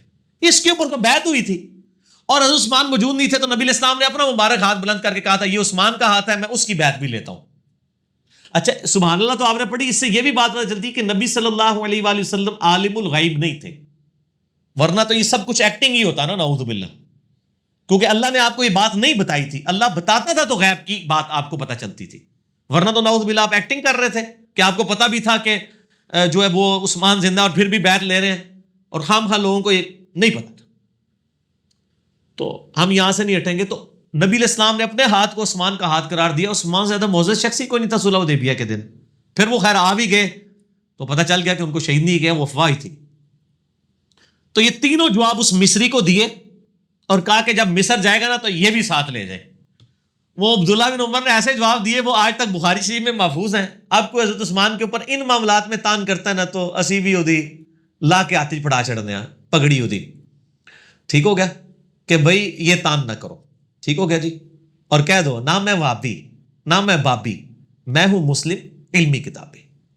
تو نہ تو ہم ناسبی ہیں اور نہ رافضی ہیں, ہم الحمدللہ دونوں ایکسٹریم سے بچے ہوئے ہیں اللہ کے فضل سے, الحمدللہ. کیا مولا علی رضی اللہ تعالیٰ عنہ کا گھوڑا یا تلوار آسمان سے نازل ہوئے تھے؟ کیا شیعہ کا یہ موقف صحیح ہے؟ بالکل جھوٹا موقف ہے جی اگر کسی شیعہ کا ہے یہ موقف. ویسے تو ایسے بھی اسمان تو ہی نازل ہوئے ہیں, ٹھیک ہے. ہمارا رزق بھی اسمان سے قرآن سے آتا ہے کہ نازل ہوا ہے, وہ اللہ کے پاس سے, انا للہ و انا الیہ راجعون, سارے اسمان سے ہی آئے ہیں, اللہ کی طرف لوٹ کے جانا ہے. باقی اس کو کوئی معجزے کے طور پہ کہنا کہ مولا علی کی تلوار یا گھوڑا وہ آسمان سے آیا تھا, وہ تو ہمارے محبوب صلی اللہ علیہ وآلہ وسلم کی مبارک تلوار اور گھوڑا وہ بھی آسمان سے نہیں آیا تھا, اسی زمین سے ہی تھا. باقی نسبت تو آپ ضرور محبت کریں. ہم تو کہتے ہیں کہ نبی علیہ السلام کی جتنی چیزیں ہیں اگر صحیح تبرکات ہوں، وہ تو صحیح بخاری میں ہے کہ نبی علیہ السلام کا ایک مبارک کرتا تھا جو ام سلمہ نے حضور کی وفات کے بعد نکالا اور کہا یہ حضور کا کرتا ہے، جس پہ کڑھائی ہوئی تھی یہاں پہ بھی ریشم کی، 4 انگلی تک. صحیح مسلم میں اجازت ہے، آپ ریشم کی کڑھائی بھی کرا سکتے ہیں، 4 انگلی سے زیادہ چوڑی نہ ہو. اور ام سلمہ کہتی ہیں ہم اس کا دھون مریضوں کو شفا کے لیے پڑھاتے ہیں. اس طرح صحیح مسلم میں آتا ہے کہ نبی علیہ السلام کی بیوی نے جو ہے وہ بال مبارک حضور کا نکالا، ایک جو ان کے پاس تھا محفوظ، اس کا دھون بھی مریضوں کو شفا کے لیے. حضور کے تبرکات کا وسیلہ میرا 43 نمبر لیکچر دیکھ لیں وسیلہ اور توسل پہ. حضور کی نسبت کی جو چیزیں وہ تو ہم الحمدللہ مانتے ہیں، اس میں تو کوئی شک نہیں ہے. آپ صلی اللہ علیہ وسلم کی مبارک تلوار بھی تھی ایک. مولا علی کی تلوار کا ذکر ہوا ہے تو مولا علی تو پھر بعد میں حضور کی تلوار ہی استعمال کرتے تھے. جنگ جمل صفین نہروان حضور کی تلوار سے لڑی ہے مولا علی نے. نبی علیہ السلام کے علمی وارث سیدنا علی تھے. میں حکومتی وارث کی نہیں بات کر رہا. حکومتی وارث صحابہ کے اجماع سے حضرت ابوبکر تھے، باقی علمی طور پہ سارے ہی تھے، لیکن حضرت علی تو میں نے بتایا کہ صحابہ کرام بھی جن مسئلوں میں پھنستے تھے مولا علی سے پوچھتے تھے. مسلم شریف میں 639 640 641 نمبر حدیث ہے کہ سیدہ عائشہ سے کوئی آگے پوچھتا ہے کہ جرابوں پہ یعنی موزوں پہ اور جرابوں پہ مسح کی مدت کتنی ہے، تو انہوں نے کہا علی ابن ابی طالب کے پاس جاؤ، ان کا زیادہ وقت رسول اللہ کے ساتھ گزرتا تھا سفر و زن میں. بیوی سے زیادہ تو کوئی قریب نہیں ہوتا، لیکن اما عائشہ کہہ رہی ہیں کہ علی مجھ سے زیادہ حضور کے قریب ہیں، وہ تمہیں بتائیں گے. تو مولا علی نے کہا کہ نبی علیہ السلام نے مسافر کے لیے 3 دن اور 3 رات یعنی 72 گھنٹے اور مقیم کے لیے 24 گھنٹے 1 دن اور 1 رات مقرر فرمائے تھے کہ ایک دفعہ وضو کر کے جب موزے یا جرابے پہن لیجئے تو آپ مسح کر سکتے ہیں. تو یہ ان کا علمی مقام تھا. تو مولا علی تو بعد میں نبی علیہ السلام کی تلوار سے لڑتے رہے. اور میں نے کربلا والا جو ریسرچ پیپر لکھا ہے نا، اس میں نبی علیہ السلام کی مبارک تلوار کا بھی ذکر موجود ہے. ہاں جی، میرا جو ریسرچ پیپر 5B ہے واقعہ کربلا کا حقیقی پس منظر، جو میں نے آپ کو بارہا دکھایا، research paper number 5B ahlsunnatpak.com پہ، اس میں بخاری مسلم دونوں میں حدیث ہے. بخاری میں انٹرنیشنل نمبر ہے 3110، مسلم میں 6309 کہ حسین ابن علی کے جو بیٹے ہیں امام سجاد زین العابدین علی ابن حسین المتوفى 95 ہجری، علی ابن حسین.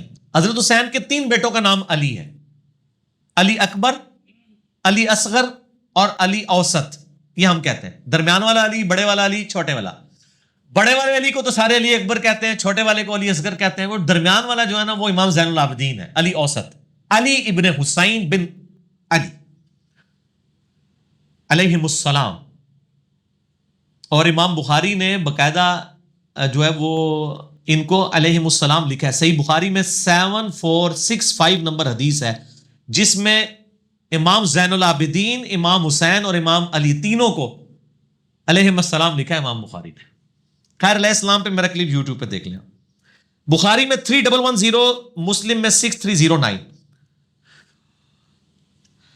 امام زین العابدین کہتے ہیں کہ جب میں اپنے والد صحیح حسین ابن علی کی شہادت کے بعد یزید ابن معاویہ کے دربار سے واپس آیا، یہاں پہ ہے مقتل حسین سے جب واپس آئے. یہ کہتے ہیں واقعہ کربلا تو وہی کوئی نہیں ہے، بخاری مسلم میں موجود ہے حضرت حسین کے قتل کا بیان، اس میں مقتل حسین کا ذکر ہے. تو ان کا بیٹا کہتا ہے کہ میں حسین علیہ السلام کی شہادت کے بعد جب یزید ابن معاویہ کے دربار سے واپس آیا تو سیدنا مسور بن مخرمہ صحابی میرے پاس آئے اور انہوں نے کہا کہ آپ کے پاس رسول اللہ کی وہ تلوار ہے جو سیدنا علی کو ملی، پھر حضرت حسن کو ملی، پھر حضرت حسین کو ملی. حسین علیہ السلام کی شہادت کے بعد حضرت حسین ابن علی امام سجاد کے پاس تھے. وہ تلوار آپ مجھے عنایت فرما دیں کیونکہ مجھے ڈر ہے کہ یہ قوم آپ سے چھین نہ لے. اور قوم کون؟ بریلوی تو بندی اہل حدیث، آل امیہ، وہ آپ سے چھین نہ لے. اس تلوار کو کہیں آپ سے چھین نہ لے، جب تک میری جان میں جان ہے اللہ کی قسم میں اس کی حفاظت کرتا رہوں گا. تو مسور بن مخرمہ صحابی نے مانگ لی تھی وہ تلوار، لیکن وہ زین العابدین نے نہیں دی ہے. نبی علیہ السلام کی مبارک تلوار اس وقت بھی آپ جو توپ کاپی میوزیم ہے نا ٹرکی میں، اس کے اندر موجود ہے الحمدللہ. تو یہ کوئی آسمان سے نہیں نازل ہوئی، یہ اسی زمین میں ہی سارے معاملات ہیں. آپ کے بقول سیدنا عمر رضی اللہ تعالیٰ عنہ نے سیدنا علی کو 6 رکنی کمیٹی میں داخل کیا جس کے ذریعے خلیفہ ثالث کو چنا گیا، جبکہ اہل تشیع اس معاملے میں سیدنا عمر کے اس اقدام کو بدنیتی قرار دیتے ہیں نعوذ باللہ. ان کے مطابق مولا علی کو ڈائریکٹ ہی نامزد کر دینا چاہیے تھا. میرے بھائی یہ بدنیتی قطعاً نہیں تھی. صحیح بخاری میں موجود ہے کہ یہ میں نے ریسرچ پیپر جو واقعہ کربلا والا ہے نا، واقعہ کربلا کا حقیقی پس منظر 72 صحیح الاسناد حدیث کی روشنی میں، جس میں 200 روایتیں اکثر بخاری اور مسلم سے ہیں، اس میں بھی میں نے یہ حدیث ڈالی ہوئی ہے. بخاری میں ہے 3700 اور ایک اس کا طریق بخاری میں ہے 7207 جس میں حضرت عثمان کس طرح منتخب ہوئے وہ ڈیٹیل موجود ہے. یہ ذرا دکھا دیں جی دوبارہ ان کو واقعہ کربلا والا سچ پیپر. یہ عربی میں بھی ہے، اردو میں بھی ہے، ہندی میں بھی ہے اور انگلش کے اندر بھی ہے، انشاءاللہ فارسی میں بھی آ جائے گا. فری ڈاؤن لوڈ کر سکتے ہیں اور اگر ڈاک کے ذریعے منگوانا ہے عثمان بھائی کو کال کریں 032159000162 فری آ جائے گا آپ کے گھر. اس میں موجود ہے بخاری میں 3700 اور 7207 کہ 6 رکنی کمیٹی جو سیدنا عمر نے وفات کے دنوں میں بنائی. ایک طریق میں آتا ہے کہ انہوں نے نام لیا علی، عثمان، طلحہ، زبیر، عبد الرحمن بن عوف اور سعد ابن ابی وقاص. 6. ایک میں حضرت علی کا نام پہلے ہے، ایک میں حضرت عثمان کا نام پہلے ہے. 6 رکنی کمیٹی بنائی. اس سے پہلے جو آپ اس پوری ڈیٹیل حدیث کو پڑھیں تو عبداللہ بن عمر کہتے ہیں کہ لوگوں نے حضرت عثمان سے کہا اپنا خلیفہ نامزد کریں حضرت عمر سے. تو حضرت عمر نے کہا اگر میں خلیفہ نامزد کرتا ہوں تو میں اس شخص کی سنت پہ عمل کرتا ہوں جو مجھ سے بہتر ہے، یعنی سیدنا ابو بکر، اور میں اگر خلیفہ نامزد نہیں کرتا تو میں اس شخص کی سنت پہ عمل کرتا ہوں جو ہم سب سے بہتر ہے، یعنی نبی صلی اللہ علیہ وآلہ وسلم. تو عبداللہ بن عمر کہتے ہیں جب یہ بات حضرت عمر نے کی تھا تو میں سمجھ گیا کہ اب وہ اپنا خلیفہ کسی کو نامزد نہیں کریں گے، کیونکہ حضرت عمر کوشش کرتے تھے کہ وہ نبی کے طریقے کے اوپر چلیں. ویسے حضرت ابوبکر نے بھی کوئی دھونس نہیں کی تھی، صحابہ سے مشورہ لیا تھا، لیکن وہ ذرا ڈیفرنٹ تھا، یعنی نامزد کیا اور ظاہر ہے کہ حضرت عمر کے لیول کا کوئی بندہ نہیں تھا، سب نے ایکسیپٹ کر لیا. لیکن حضرت عمر اس سے بھی ایک سٹیپ آگے گئے، انہوں نے نامزد بھی نہیں کیا کسی کو اور کہا کہ 6 رکنی کمیٹی بنا رہا ہوں اور اس میں الفاظ ہے کہ یہ وہ 6 بندے ہیں جن سے نبی علیہ السلام وفات تک راضی رہے. ٹھیک ہے، تو اس لیے ووٹنگ کی ضرورت نہیں تھی. جب نبی انڈورس کرتے پھر ووٹنگ کی ضرورت نہیں رہتی. اور وہ اشرم وشرا والے تھے 6 کا علی، عثمان، طلحہ، زبیر، عبد الرحمن بن عوف اور سعد ابن ابی وقاص. اور بخاری کے الفاظ ہے کہ سعد ابن ابی وقاص کو جو میں نے پرشین امپائر کی گورنری سے معزول کیا تھا نا، اس معزولی کو اس کے خلاف دلیل نہ لینا کہ جی انہوں تے عثمان حضرت عمر نے لا دیتا سی اینو نہیں سی خلیفہ چننا. ٹھیک ہے، وہ تو حضرت عمر 4 سال سے زیادہ کسی کو رہنے نہیں دیتے تھے گورنر، تاکہ وہ پارٹی نہ بنا لے اپنی. وہ تو حضرت معاویہ رضی اللہ تعالیٰ کی لاٹری نکل آئی کہ وہ 4 سال پورے ہی نہیں ہوئے، حضرت عمر شہید ہو گئے، ورنہ وہ بھی وہاں سے گورنری سے ہٹ جاتے. تو حضرت عمر ہر 4 سال کے بعد گورنر چینج کر دیتے تھے تاکہ وہ پارٹی بازی نہ کر لے خلیفہ کے خلاف. تو اس پہ ویسے میرا کلپ ہے.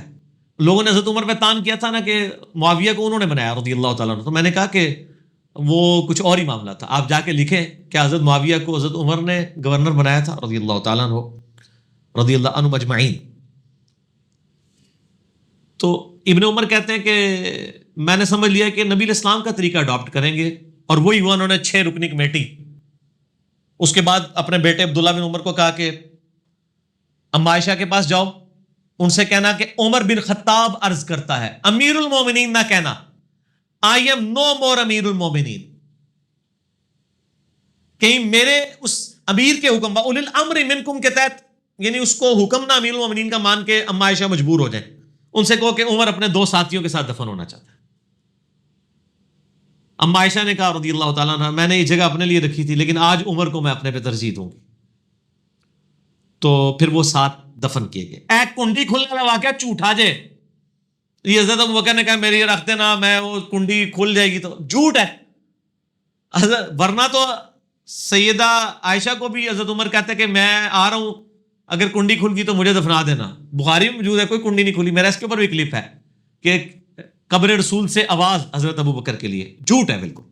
بخاری میں بالکل اس کے اپوزٹ چیزیں موجود ہیں. یہ ساری تاریخی روایتیں جمع کر کے تو امت کا بیڑا غرق کیا ان لوگوں نے، ظالموں نے. تو سیدنا عمر فاروق رضی اللہ تعالیٰ عنہ نے 6 رکنی کمیٹی بنائی. وہ کوئی بدنیت نہیں تھے. بیسیکلی حضرت عمر چاہتے تھے کہ مسلمان کنسنسس کے ساتھ اس 6 رکنی کمیٹی میں سے کسی کو چن لیں. اب باقی میں آپ کو بتاؤں، حضرت عمر نے خواب بھی دیکھا تھا، وہ بھی میں نے اس ریسرچ پیپر میں ڈالا ہوا ہے. وہ حدیث ہے صحیح مسلم میں 1258. حضرت عمر کہتے ہیں میں نے خواب دیکھا ہے کہ آج ایک مرغے نے خواب میں مجھے ٹھونگے ماری ہیں، اور میں نے اس کی تعبیر یہی کی ہے کہ مجھے قتل کر دیا جائے گا، اور اگر میں قتل ہو جاؤں تو ان 6 بندوں کے علاوہ کسی کو خلافت کے معاملے میں شامل نہ کرنا، جن سے نبی علیہ السلام وفات تک راضی رہے. یعنی ان کی نسبت نبی کی نسبت ہی تھی. اس کا مطلب ہے کچھ ایسے بھی تھے جن سے حضور وفات کے وقت ناراض تھے. اور پھر اس میں حضرت عمر کے بڑے سخت الفاظ ہیں. اس میں انہوں نے کہا کہ اور مجھے خوب معلوم ہے کہ بعض لوگ اس امر خلافت میں تان کریں گے، اور یہ وہی لوگ ہیں جن کو میں نے اسلام کی خاطر ان کے اسلام قبول کرنے سے پہلے اپنے ہاتھوں سے انہیں مارا تھا. ان کا یہ جو نیو مسلم ہے نا، اور ظاہر وہ آل امیہ ہی تھی زیادہ تر، تو یہ نیو مسلم دیکھنا کہ یہ تان کریں گے جب ان 6 بندوں میں سے کسی کو خلیفہ چنو گے. وہ دیکھ لیں حضرت علی کے خلاف پھر کھڑے ہوئے نا وہ. حضرت عمر نے کہا کہ، اور اس کے آگے پھر بڑے سخت الفاظ ہیں، میں یعنی وہ حضرت عمر کے ریفرنس سے ہی بیان کرتا ہوں. حضرت عمر کہتے ہیں میں نے ان کو اپنے ہاتھوں سے مارا کیا ہوا ہے اور فتح مکہ پہ معافی مانگ کے مسلمان ہوئے. پس اگر یہ لوگ ایسا کریں یعنی خلافت میں تان کریں تو جان لینا کہ وہ اللہ کے دشمن، کافر اور گمراہ ہیں. اتنا ڈاڈا فتویٰ. باقی آپ میرا ڈیٹیل دیکھ لیں خلافت راشدہ کے 30 سال. مسئلہ 162A اور B. 162A نہج البلاغہ شیعہ کی کتاب سے ہے، اور 162B جو ہے وہ اہل سنت کی کتابوں سے میں نے 30 سال خلافت راشدہ الحمدللہ ثابت کیے. تو حضرت عمر کوئی بد نیت نہیں تھی. اور میں آپ کو بتاتا ہوں رومن اور پرشین امپائر جب گری تو ظاہر حضرت عمر وہاں کے دوروں کے لیے گئے، انٹرنیشنل دوروں کے اوپر. حضرت علی کو اپنی جگہ خلیفہ بنا کے گئے. اس دوران اگر خدا نہ خواستہ سیدنا عمر شہید ہو جاتے، حضرت علی آٹومیٹکلی خلیفہ بن جاتے ہیں. کیونکہ بخاری مسلم میں ہے کہ جب غزوہ تبوک پہ نبی علیہ السلام گئے تھے اپنا خلیفہ حضرت علی کو چھوڑ کے گئے تھے. حضرت علی رو پڑے. یہ پہلا اور آخری موقع تھا کہ حضرت علی کسی جنگ میں ساتھ چھوڑتے نہیں تھے حضور کا. یہاں پہ حضور صلی اللہ علیہ وسلم نے بھی ان کی دلجوئی کی. فرمایا علی تو اس سے راضی نہیں ہے کہ تیرے میرے ساتھ وہی نسبت ہے جو ہارون کی موسیٰ کے ساتھ، مگر میرے بعد کوئی نبی نہیں. بہت بڑی دلیل ہے سیدنا علی کی شان کے اوپر.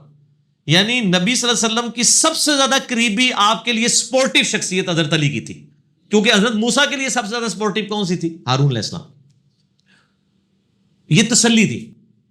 تو اسی سنت پہ عمل کرتے ہوئے حضرت عمر بھی جب فارن ٹورز پہ جاتے تھے حضرت علی کو اپنا خلیفہ بنا کے مدینے میں جاتے تھے. چیف جسٹس تو پہلے ہی بنایا ہوا تھا، اور آپ کو پتا ہے چیف جسٹس کا ہوتا تو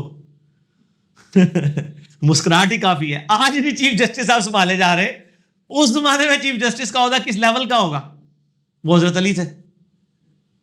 رومن امپائر گری، ابو دردہ کو چیف جسٹس لگایا وہاں پہ، اصحاب صفا غریب سے آبی. پرشین امپائر گری، عبداللہ ابن مسعود غریب سے آبی، اس کو چیف جسٹس لگایا. سب سے بڑی پوسٹ چیف جسٹس کی ہوتی تھی خلفائے راشدین کے زمانے میں، اور وہ سارے وہ اصحاب تھے جو تقوی، پرہیزگاری اور علم میں ٹاپ آف لسٹ ہوتے تھے. ابو دردہ غریب آدمی، اصحاب صفا. ابن مسعود غریب آدمی، اصحاب صفا. اور حضرت علی تو ویسے ہی درویش آدمی. ٹھیک ہے.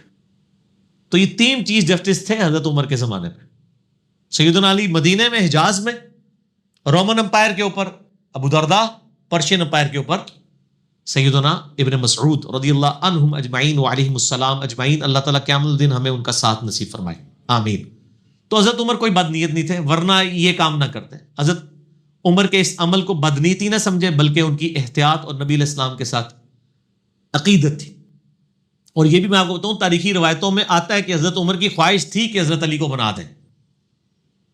میں نے خود وہ روایتیں پڑھی ہیں کہ حضرت عمر کہتے تھے میرا دل کرتا ہے میں اس گنجے کو نا اپنے بعد خلیفہ بنا دوں، یہ تم لوگوں کو بالکل سیدھا کر کے چلائے گا. حضرت علی اور حضرت عمر گنجے ہو چکے تھے، خود پہن کے نا بال جھڑ چکے تھے. تو حضرت عمر کو بھی پتا. اور یہ یعنی مسلمانوں کے اوپر جب غیر مسلم بھی تاریخ لکھتے ہیں نا مسلمانوں کی، وہ کہتے ہیں کہ حضرت عمر کے بعد اگر حضرت علی کو خلیفہ چن لیا جاتا تو اسلام کو ایک عمر اور مل جاتا. بہرحال ایک معاملہ الگ ہے. ہم تو چاروں کو خلفائے راشدین مانتے ہیں، حسن ابن علی کو 5ویں خلیفہ راشد مانتے ہیں الحمدللہ. ٹھیک ہو گیا جی. تو ہم نہ رافضی ہیں نہ ہم ناسبی ہیں، بلکہ نہ میں وابی نہ میں بابی، میں ہوں مسلم علمی کتابی. آپ کے نزدیک حضرت معاویہ رضی اللہ تعالیٰ عنہ صحابی بھی ہیں اور رضی اللہ عنہ بھی ہیں، تو پھر آخر کیا وجہ ہے کہ ان کے دور حکومت کو خلافت راشدہ نہیں کہا جاتا؟ اگر وہ واقعی خلیفہ تھے تو ان کی حکومت خلافت راشدہ کیوں نہیں ہے؟ یہ مجھ سے تو نہ پوچھیں میرے بھائی، یہ تو آپ اپنے بزرگ باپوں سے پوچھیں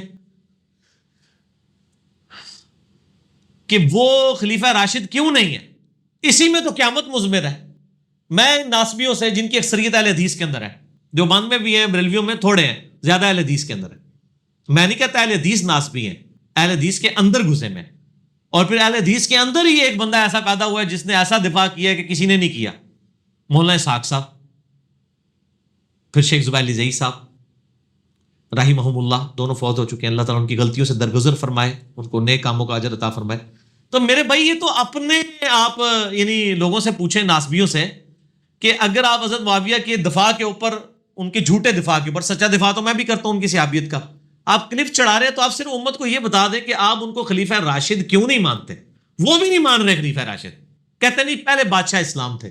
اس کا مطلب ہے ٹوٹی کمن کہاں، کوئی وجہ ہے نا کہ وہ خلیفہ راشد نہیں ہے، اور باقی چار ہیں، ابو بکر، عمر، عثمان اور علی، اور حسن ابن علی کے بھی 6 مہینے اسی میں شامل، مولا علی والے میں، تو وجہ تو ہے، وجہ ان کو بھی پتا ہے۔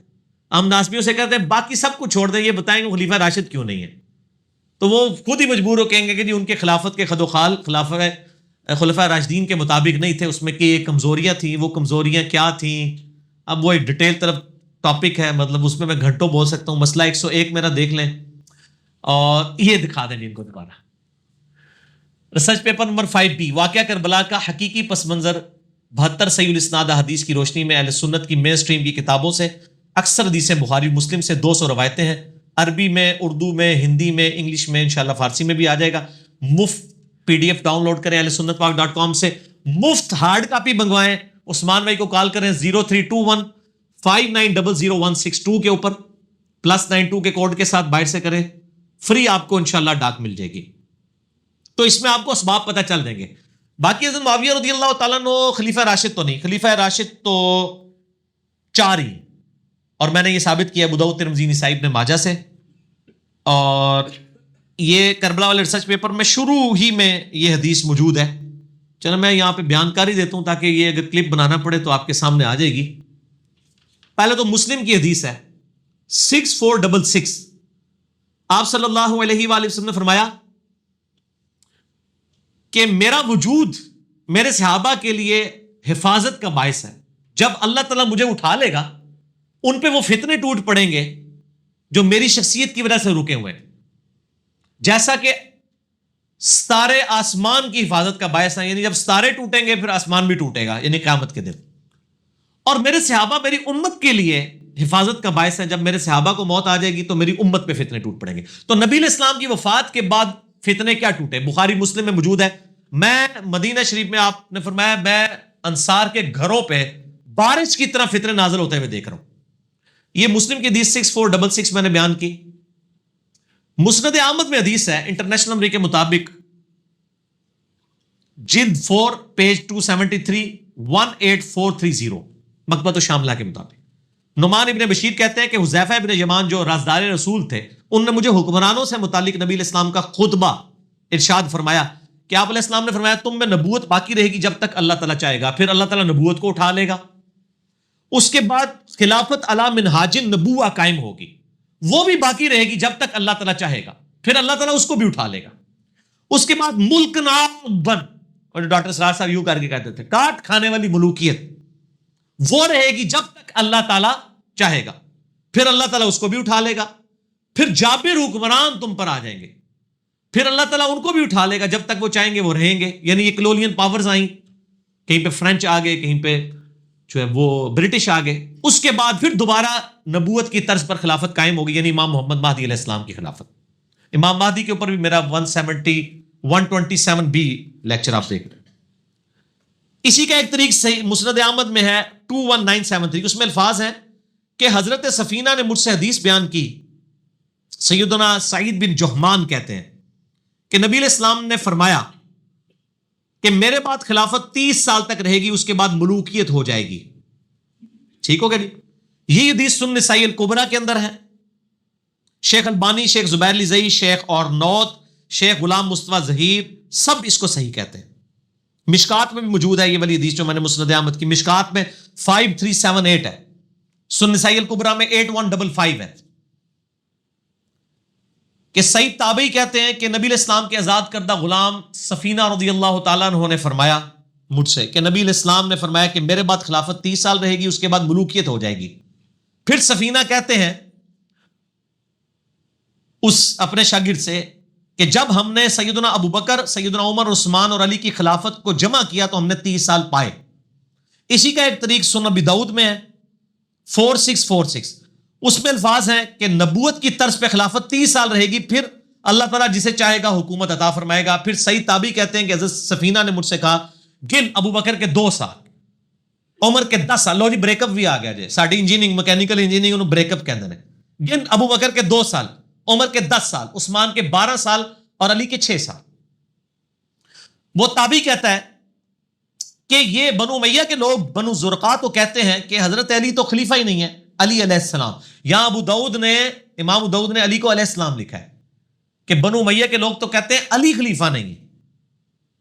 اس پہ حضرت سفینہ کو غصہ آیا حضور کے غلام کو آزاد کردہ صلی اللہ علیہ وسلم. انہوں نے کہا بنو زرقاء، بنو زرقاء کہتے ہیں نیلی آنکھوں والے، خطرناک بلی اکھاں والے لوگ سن بنو امیہ. اے نیلی آنکھاں والے جڑے نا، یہ بنو مروان کی پیٹ سے جھوٹ نکلا ہے جو علی کو خلیفہ نہیں کہتے ہیں. کتنے سخت الفاظ تھے. سفینہ، یہ ساری حدیثیں حضرت سفینہ سے ہیں، حضور کے آزاد کردہ غلام. یہ واقع کربلا کے بعد فوت ہوئے ہیں. میں نے ایک لیکچر میں کہا تھا یہ پہلے فوت ہوئے، لیکن بعد میں نے جب تحقیق کی تو 70s ہجریز کے اندر یہ فوت ہوئے. اچھا یہ حدیث ترمذی میں بھی ہے 2226. سیدہ سفینہ کہتے ہیں میری امت میں نبی علیہ السلام نے فرمایا خلافت 30 سال رہے گی، پھر اس کے بعد بادشاہت ہو جائے گی. پھر حضرت سفینہ نے کہا ابو بکر، عمر، عثمان و علی کی خلافت کو شمار کرو، یہ پورے 30 سال بنیں گے. سعید تابعی کہتے ہیں میں نے کہا کہ بنو امیہ کے لوگ تو کہتے ہیں کہ خلافت ان میں ہے، ایک غریب ہو تو بدتمیز، حضرت علی نے خلیفہ مندہ ہی نہیں ہو. حضرت سفینہ غصے میں آئے، ان کا یہ بنو زرقاء کی پیٹ سے جھوٹ نکلا جہاں سے یہ ہوا خارج کرتے ہیں. حق تو یہ ہے کہ بنو امیہ کی اپنی حکومت شریف ترین بادشاہت ہے. یہ کہتے ہیں نا جی صحابہ کا فارم لینا ہے اور راوی حدیث سفینہ کا فارم یہ ہے کہ یہ شریف ترین بادشاہت ہے. اسی کا ایک طریق ہے مسند ابی داؤد الطیالسی میں، انٹرنیشنل نمبر کے مطابق 1190 جلد 3 پیج 285 پہ، جسے غلام مصطفیٰ ظہیر صاحب نے السنہ 16 نمبر میں نقل کیا اور صحیح کہا ہے. اس میں پتہ کیا الفاظ ہیں؟ وہ یہی کہتے ہیں نا کہ بھئی ابو بکر، عمر، عثمان و علی کی خلافت 30 سال ہے. اس کے بعد وہ شاگرد پوچھتا ہے کہ پھر حضرت معاویہ کی حکومت کیا ہے؟ تو حضرت سفینہ نے کہا کہ وہ مسلمانوں کے بادشاہوں میں سے پہلے بادشاہ تھے، وہ خلیفہ راشد نہیں تھے، بادشاہ تھے. حضرت سفینہ خود کہہ رہے ہیں. تو یہ کاٹ کھانے والی ملوکیت نبی علیہ السلام نے کہا، حضرت سفینہ نے کہا شریف ترین بادشاہت کی، بالکل کلیئر ہو گیا. تو جو یہ ناسبی ہے نا اہل حدیث کے اندر گھسے ہوئے، ان کو بتائیں کہ آپ باقی چیزیں چھوڑ دیں، یہ پوچھیں کہ خلیفہ راشد کیوں نہیں، یہ حق چار یار کا نعرہ کیوں لگ رہا ہے؟ ٹھیک ہو گیا جی. خلافت راشدہ حق چار یار کون؟ ابو بکر، عمر، عثمان و علی. اور حسن ابن علی کی وہ 6 مہینے اس میں شامل ہیں، کیونکہ سیدنا علی کے بعد حضرت علی نے ان کو نامزدگی کیا، صحابہ نے ان کو خلیفہ چنا تھا، وہ حضرت علی کی خلافت میں شامل ہے. باقی مسئلہ 101 میں نہ دیکھے، صحیح مسئلہ خروج خلافت و ملوکیت اور فکر حسین حق پرستی کی علامت ہے. آپ کو سب کچھ جنگ جمل، نہروان، صفین کے اوپر، سعادت عثمان کے اوپر کلیئر ہو جائے گا. یہ ریسرچ پیپر بھی پڑھ لیں. اب یہ عصر کی اذانیں شروع ہو گئی ہیں، اذان کا جواب دیں انشاءاللہ. باقی سوالات نماز عصر کے وقفے کے بعد. ٹھیک ہو گیا جی انشاءاللہ. ہاں جی، نماز عصر کے وقفے کے بعد تو بات ہو رہی تھی پہلے وہ یعنی خلافت راشدہ جو ہے وہ 30 سال ہے.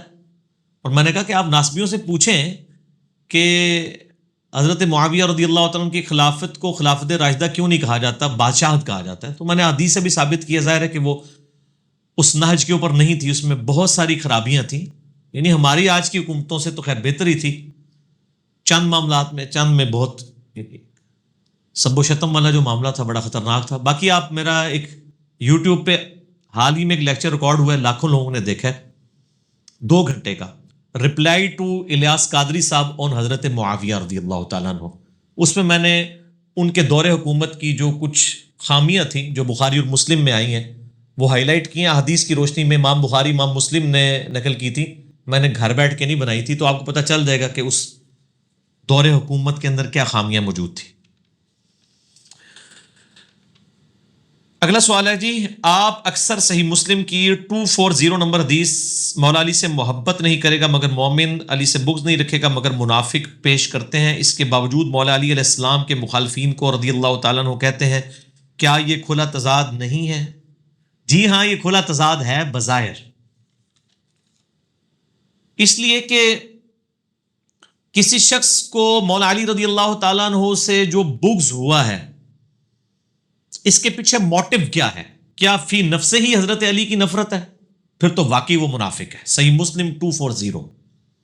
ایک دوسری بھی صورتحال ہو سکتی ہے کہ کوئی شخص دنیاوی منفعت سے مرغوب ہو جائے، دنیا کی محبت میں اتنا گھر جائے کہ اس سے کوئی غلطی سرزد ہو، یا پھر وہ کسی معاملے میں دھوکے کا شکار ہو جائے جس کی وجہ سے اس سے یہ معاملہ ہو جائے، جیسے کہ بخاری مسلم میں حدیث ہے، مجھے تم سے اپنے بعد یہ خدشہ نہیں کہ تم شرک کرنے لگو سب کے سبھی، بلکہ مجھے ڈر ہے کہ تمہارے لیے دنیا کے مال کے خزانے کھول دیے جائیں گے، پھر تم آپس میں ایک دوسرے کو اسی طریقے سے قتل کرو گے جس طرح اگلے لوگوں نے کیا، اور پھر تم تباہ و برباد کر دیے جاؤ گے جس طرح اگلے لوگ ہو گئے۔ میں نے یہ واقعہ کربلا والے ریسرچ پیپر میں حدیث ڈالی ہوئی ہے۔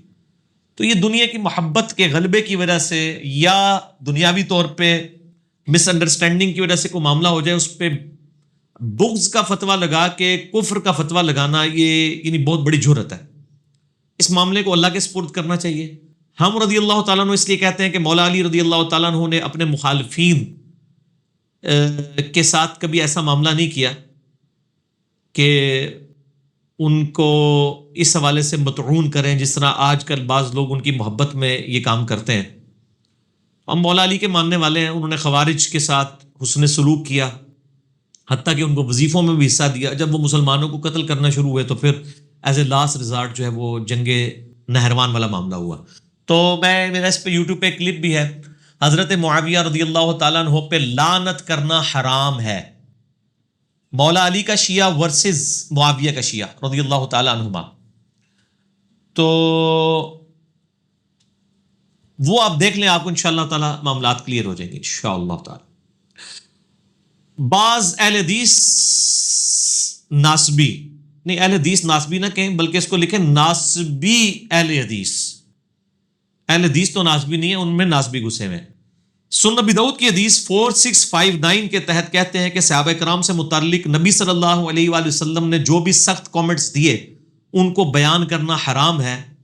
حضرت سلمان فارسی رضی اللہ تعالیٰ عنہ نے حضرت حذیفہ کو منع کر دیا تھا۔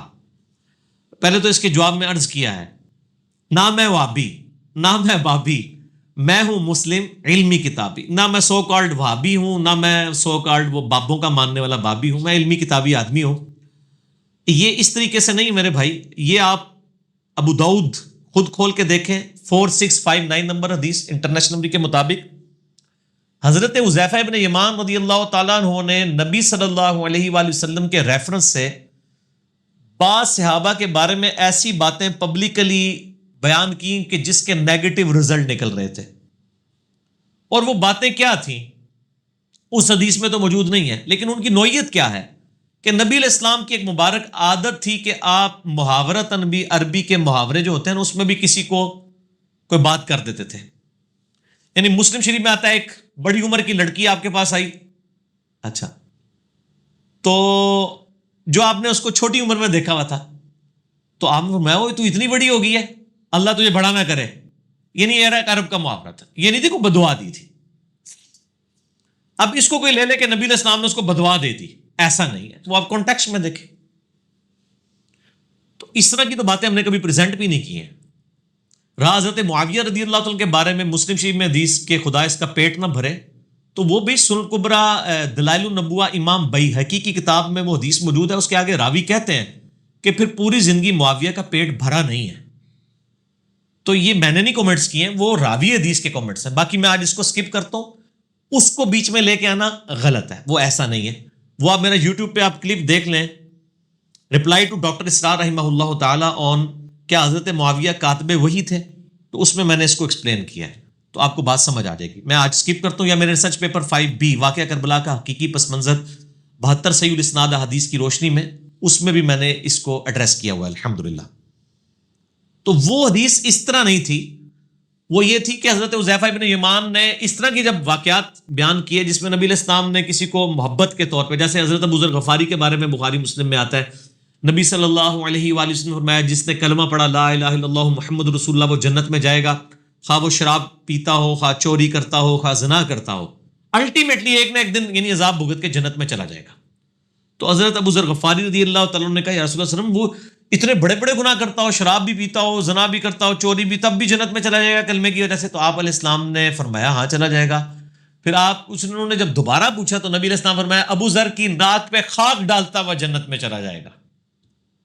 تو حضرت ابو ذر غفاری رضی اللہ تعالیٰ عنہ جب یہ حدیث بیان کرتے تھے تو وہ بڑی محبت سے کہتے تھے کہ ابو ذر کی ناک پہ خاک ڈالتا ہوا جنت میں چلا جائے گا۔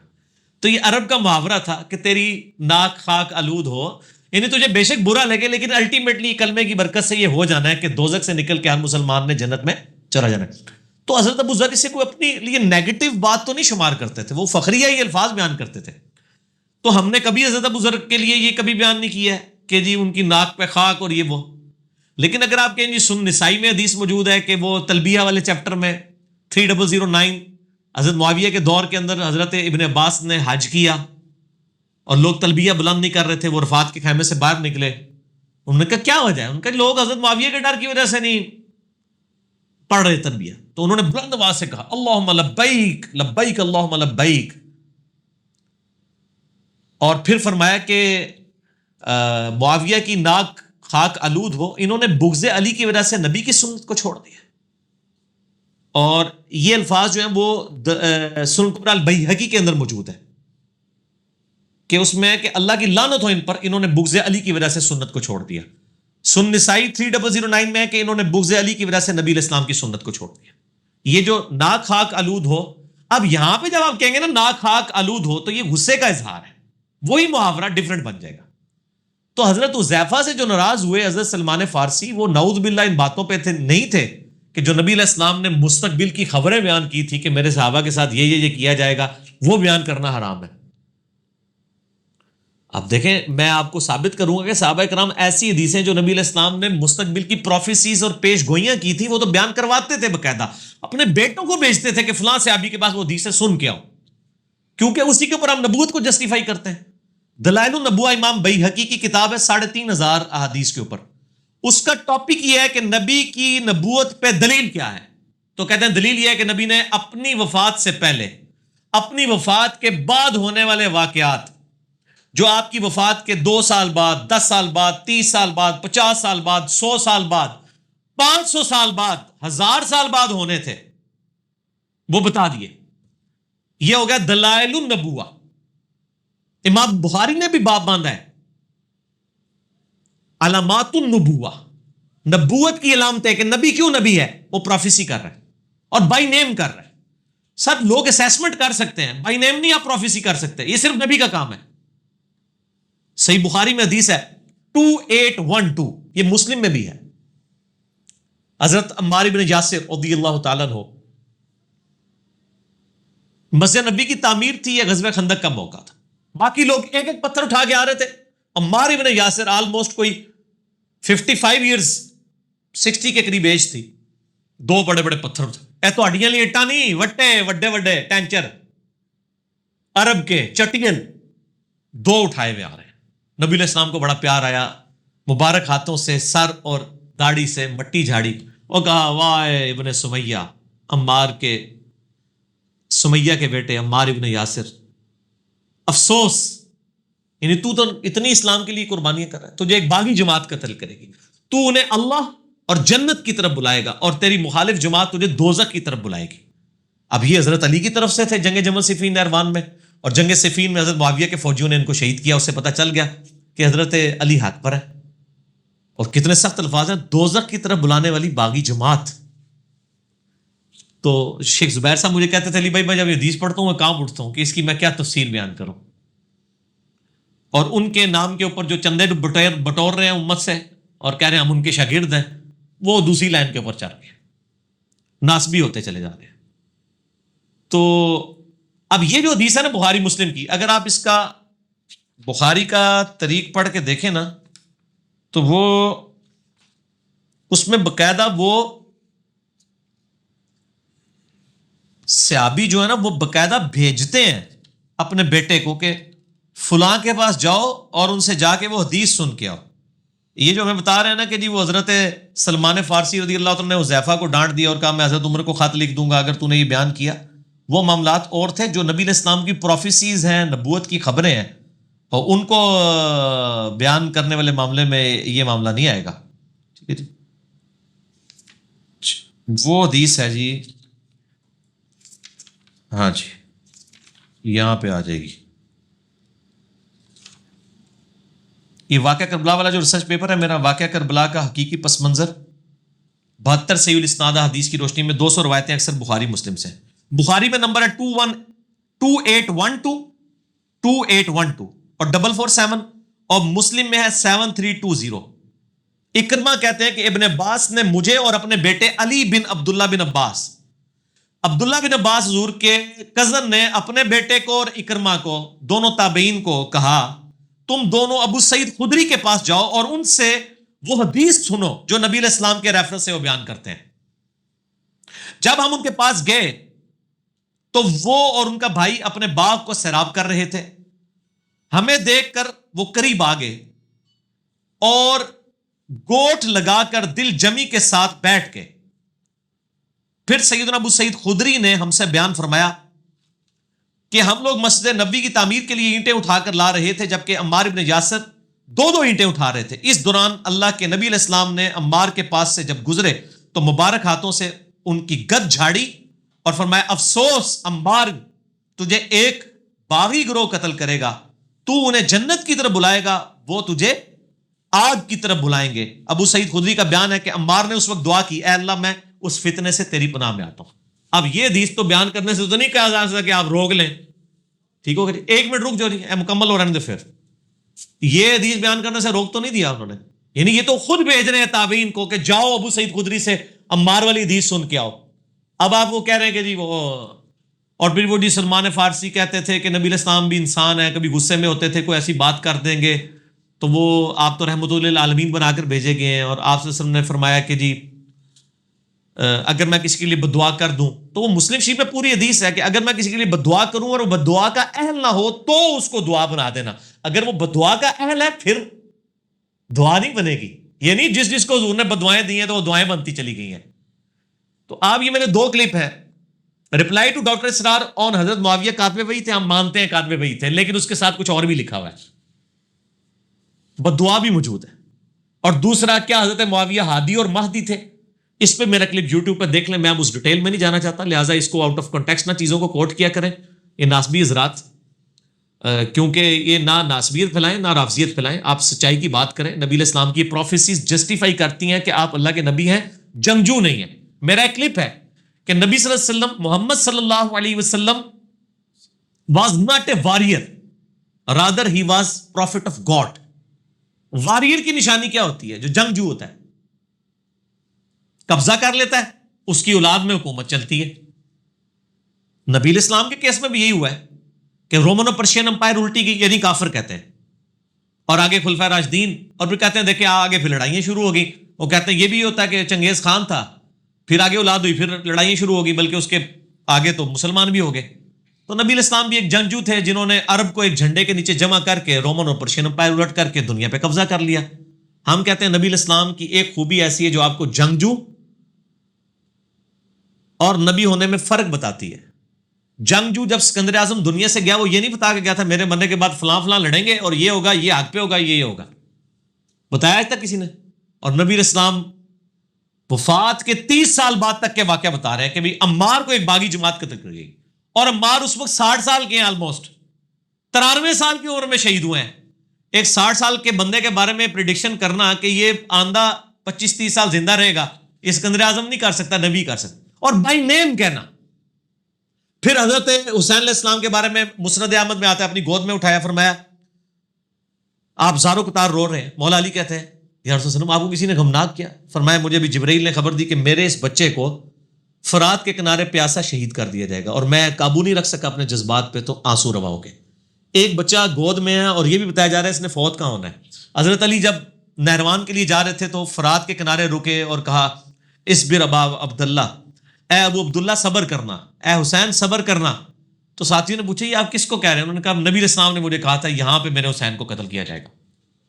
دیکھ لیں حضرت علی کے بارے میں کہا کہ تو اس وقت تک یعنی میری امت میں اگلی سنن نسائی الکبریٰ کے اندر ہے، میں نے یہ کربلا والے میں ڈالا ہے کہ اگلی امتوں میں سب سے بدبخت وہ تھا جس نے قوم عاد کی، قوم سمود کی اونٹنی کو قتل کیا تھا. میری امت کا بدبخت وہ ہے جو علی تجھے قتل کرے گا اور تیرے سر کے خون سے تیری داڑھی کو رنگ دے گا. اور نبی علیہ السلام کی یہ حدیث اس طریقے سے پوری ہوئی بائی نیم. یہ چیز ثابت کرتی ہے کہ نبی علیہ السلام جنگجو نہیں تھے بلکہ پروفٹ آف گاڈ تھے. تو یہ دلائل النبوہ کی خبریں ہیں، جنگ جمل، صفین اور نہروان، یہ چھپانے والی نہیں ہے. مسند احمد میں حدیث ہے میری ایک بیوی کا کیا حال ہوگا جب ہوب کے کتے اس پہ بھونکیں گے. اب ہوب بھی ایک گاؤں کا نام ہے، کتے بھونکے ہیں جنگ جمل کے موقع پہ. اما عائشہ اس پہ شرمندہ ہوئی ہیں، پھر پوری زندگی روتی بھی رہی ہیں، حضرت علی سے معافی بھی مانگی اس حوالے سے کہ وہ شرمندہ تھی. تو یہ نبوت کی خبریں ہیں، نبوت کو جسٹیفائی کرنے والی ہیں، ان کو نہیں روکنا چاہیے بیان کرنے سے. ہاں نبی علیہ السلام نے کوئی پرسنل کمنٹس کیے تو وہ جی غصے کی حالت میں بھی ہوتے تھے. تو ہم آپ سے پوچھتے ہیں، ابو داؤد میں حدیث ہے کہ حضرت عبداللہ بن عمر بن عاص حضور کی ہر حدیث لکھتے تھے. تو کچھ صحابہ نے کہا کہ حضور کبھی غصے میں بھی ہوتے ہیں، کبھی خوشی میں، ہر بات نہ لکھا کرو. تو انہوں نے لکھنا چھوڑ دیا. تو نبی علیہ السلام نے بعد میں فرمایا کہ تم نے کیوں لکھنا چھوڑ دیا؟ اپنی مبارک زبان پکڑ کے کہا اللہ کی قسم اس زبان سے حق کے سوا کوئی نہیں نکلتا. یہاں پہ بھی الفاظ ہیں. تو یہ حدیث نہیں کسی کو یاد کہ نبی علیہ السلام چاہے غصے میں ہو یا خوشگوار موڈ میں آپ کوئی غلط بات زبان سے نہیں نکالتے. لہٰذا اگر حضرت سلمان فارسی کا وہ بھی مقصد ہوتا جو ناسبیوں کا ہے تب بھی اس مقصد کو ہم شاذ سمجھیں گے، کیونکہ نبی علیہ السلام خود کہہ رہے ہیں کہ حق نکلتا ہے، حالانکہ وہ نہیں تھا. تو حضرت حذیفہ ابن یمان نے حدیثیں بیان کیا، آج ہم حدیثیں بخاری مسلم سے بیان کر رہے ہیں، وہ اس کانٹیکسٹ میں نہیں آتی ہیں. میں نے بتایا عبداللہ بن عباس نے تو اپنے بیٹے کو علی کو، اپنا بیٹا علی بن عبداللہ بن عباس اور اکرمہ کو بھیجا کہ ابو سعید خدری سے عمار کو باغی جماعت قتل کرنے والی حدیث سن کے آؤ. وہ تو خود بھیجا کرتے تھے. انہوں نے جواب پھر میں ہی دے سکنا. ٹھیک ہے کیوں؟ کیونکہ نام میں وابی، نام میں بابی، میں ہوں مسلم علمی کتابی. اچھا جی، یہ اگلا سوال ہے، اس کے بعد انشاءاللہ سموسوں کا وقفہ کرتے ہیں. صحیح بخاری میں حدیث ہے 7465، اس کی آپ شرح کیا کریں گے؟ ناسبی حضرات اسے بہت اچھالتے ہیں کہ سیدنا علی رضی اللہ تعالیٰ کو نبی علیہ السلام نے جگانے کے لیے آئے تو انہوں نے جاگنے سے انکار کر دیا. ہاں جی سانو پتہ ہے جناب. یہ جب ہم ان کو یعنی آل امیہ کی کارستانیاں سناتے ہیں نا تو وہ کہتے ہیں دیکھیں جی حضرت علی نے بھی تو یہ کیا تھا. بھائی حضرت علی نے تو صحیح بخاری میں آتا ہے کہ محمد رسول اللہ مٹانے سے انکار کر دیا تھا. تو یہ حضرت علی کے کوئی عیب کے طور پہ بیان ہوگا؟ ان کی محبت کا تقاضا تھا. نبی علیہ السلام نے بھی اس کو عیب نہیں شمار کیا. ٹھیک ہوگا جی.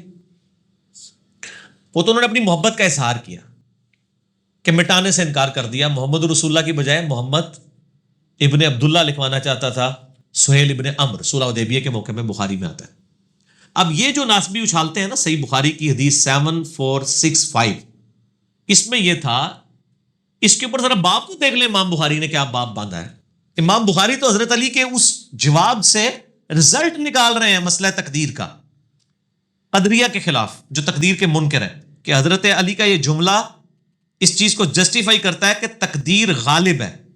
انہوں نے حضرت علی کے نیگیٹو پوائنٹ کے طور پہ تو اسے پیش نہیں کیا، اس سے تو دین کا مسئلہ نکالا ہے. 7465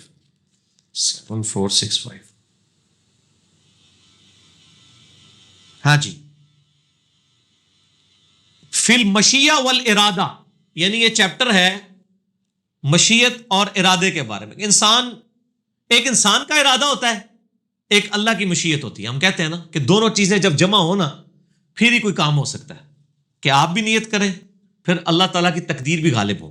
اس باب کے تحت لے کے آئیں کہ 7465، اور یہ دیکھیں حضرت علی خود اس حدیث کو روایت کر رہے ہیں، اور اس حدیث میں امام بخاری نے حسین ابن علی اور علی ابن حسین یعنی امام زین العابدین کے نام کے ساتھ علیہ السلام بھی لکھا ہے.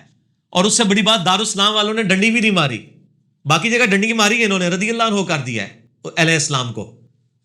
ٹھیک ہے 3748 حضرت حسین کے ساتھ علیہ السلام کو رضی اللہ عنہ کر، یہاں ان سے ڈنڈی نہیں ماری گی. اونکاری نہ دئیو کدھر یار میں پوائنٹ آؤٹ کرتا جے پاویں بھول کے. اور داؤد راز والے پی ڈی ایف میں بھی یہاں علیہ السلام لکھا ہوا ہے.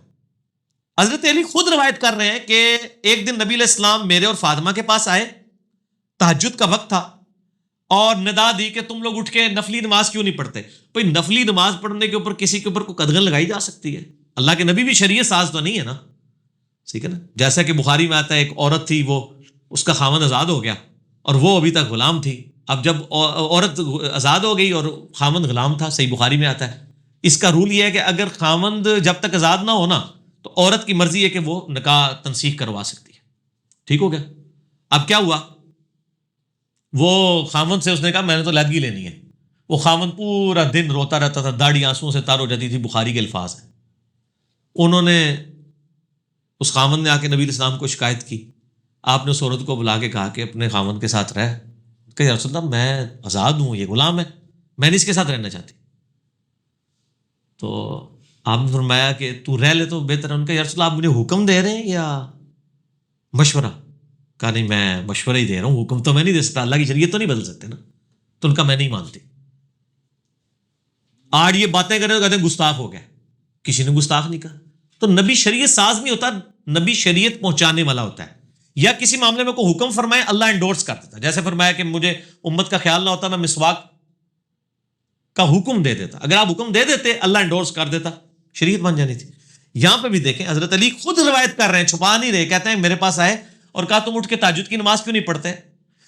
تو حضرت علی نے پھر جواب میں کہا کہ یا رسول اللہ وسلم انما انفسنا بید اللہ, بے شک ہماری جانیں جو ہیں وہ تو اللہ کے قبضے میں ہے.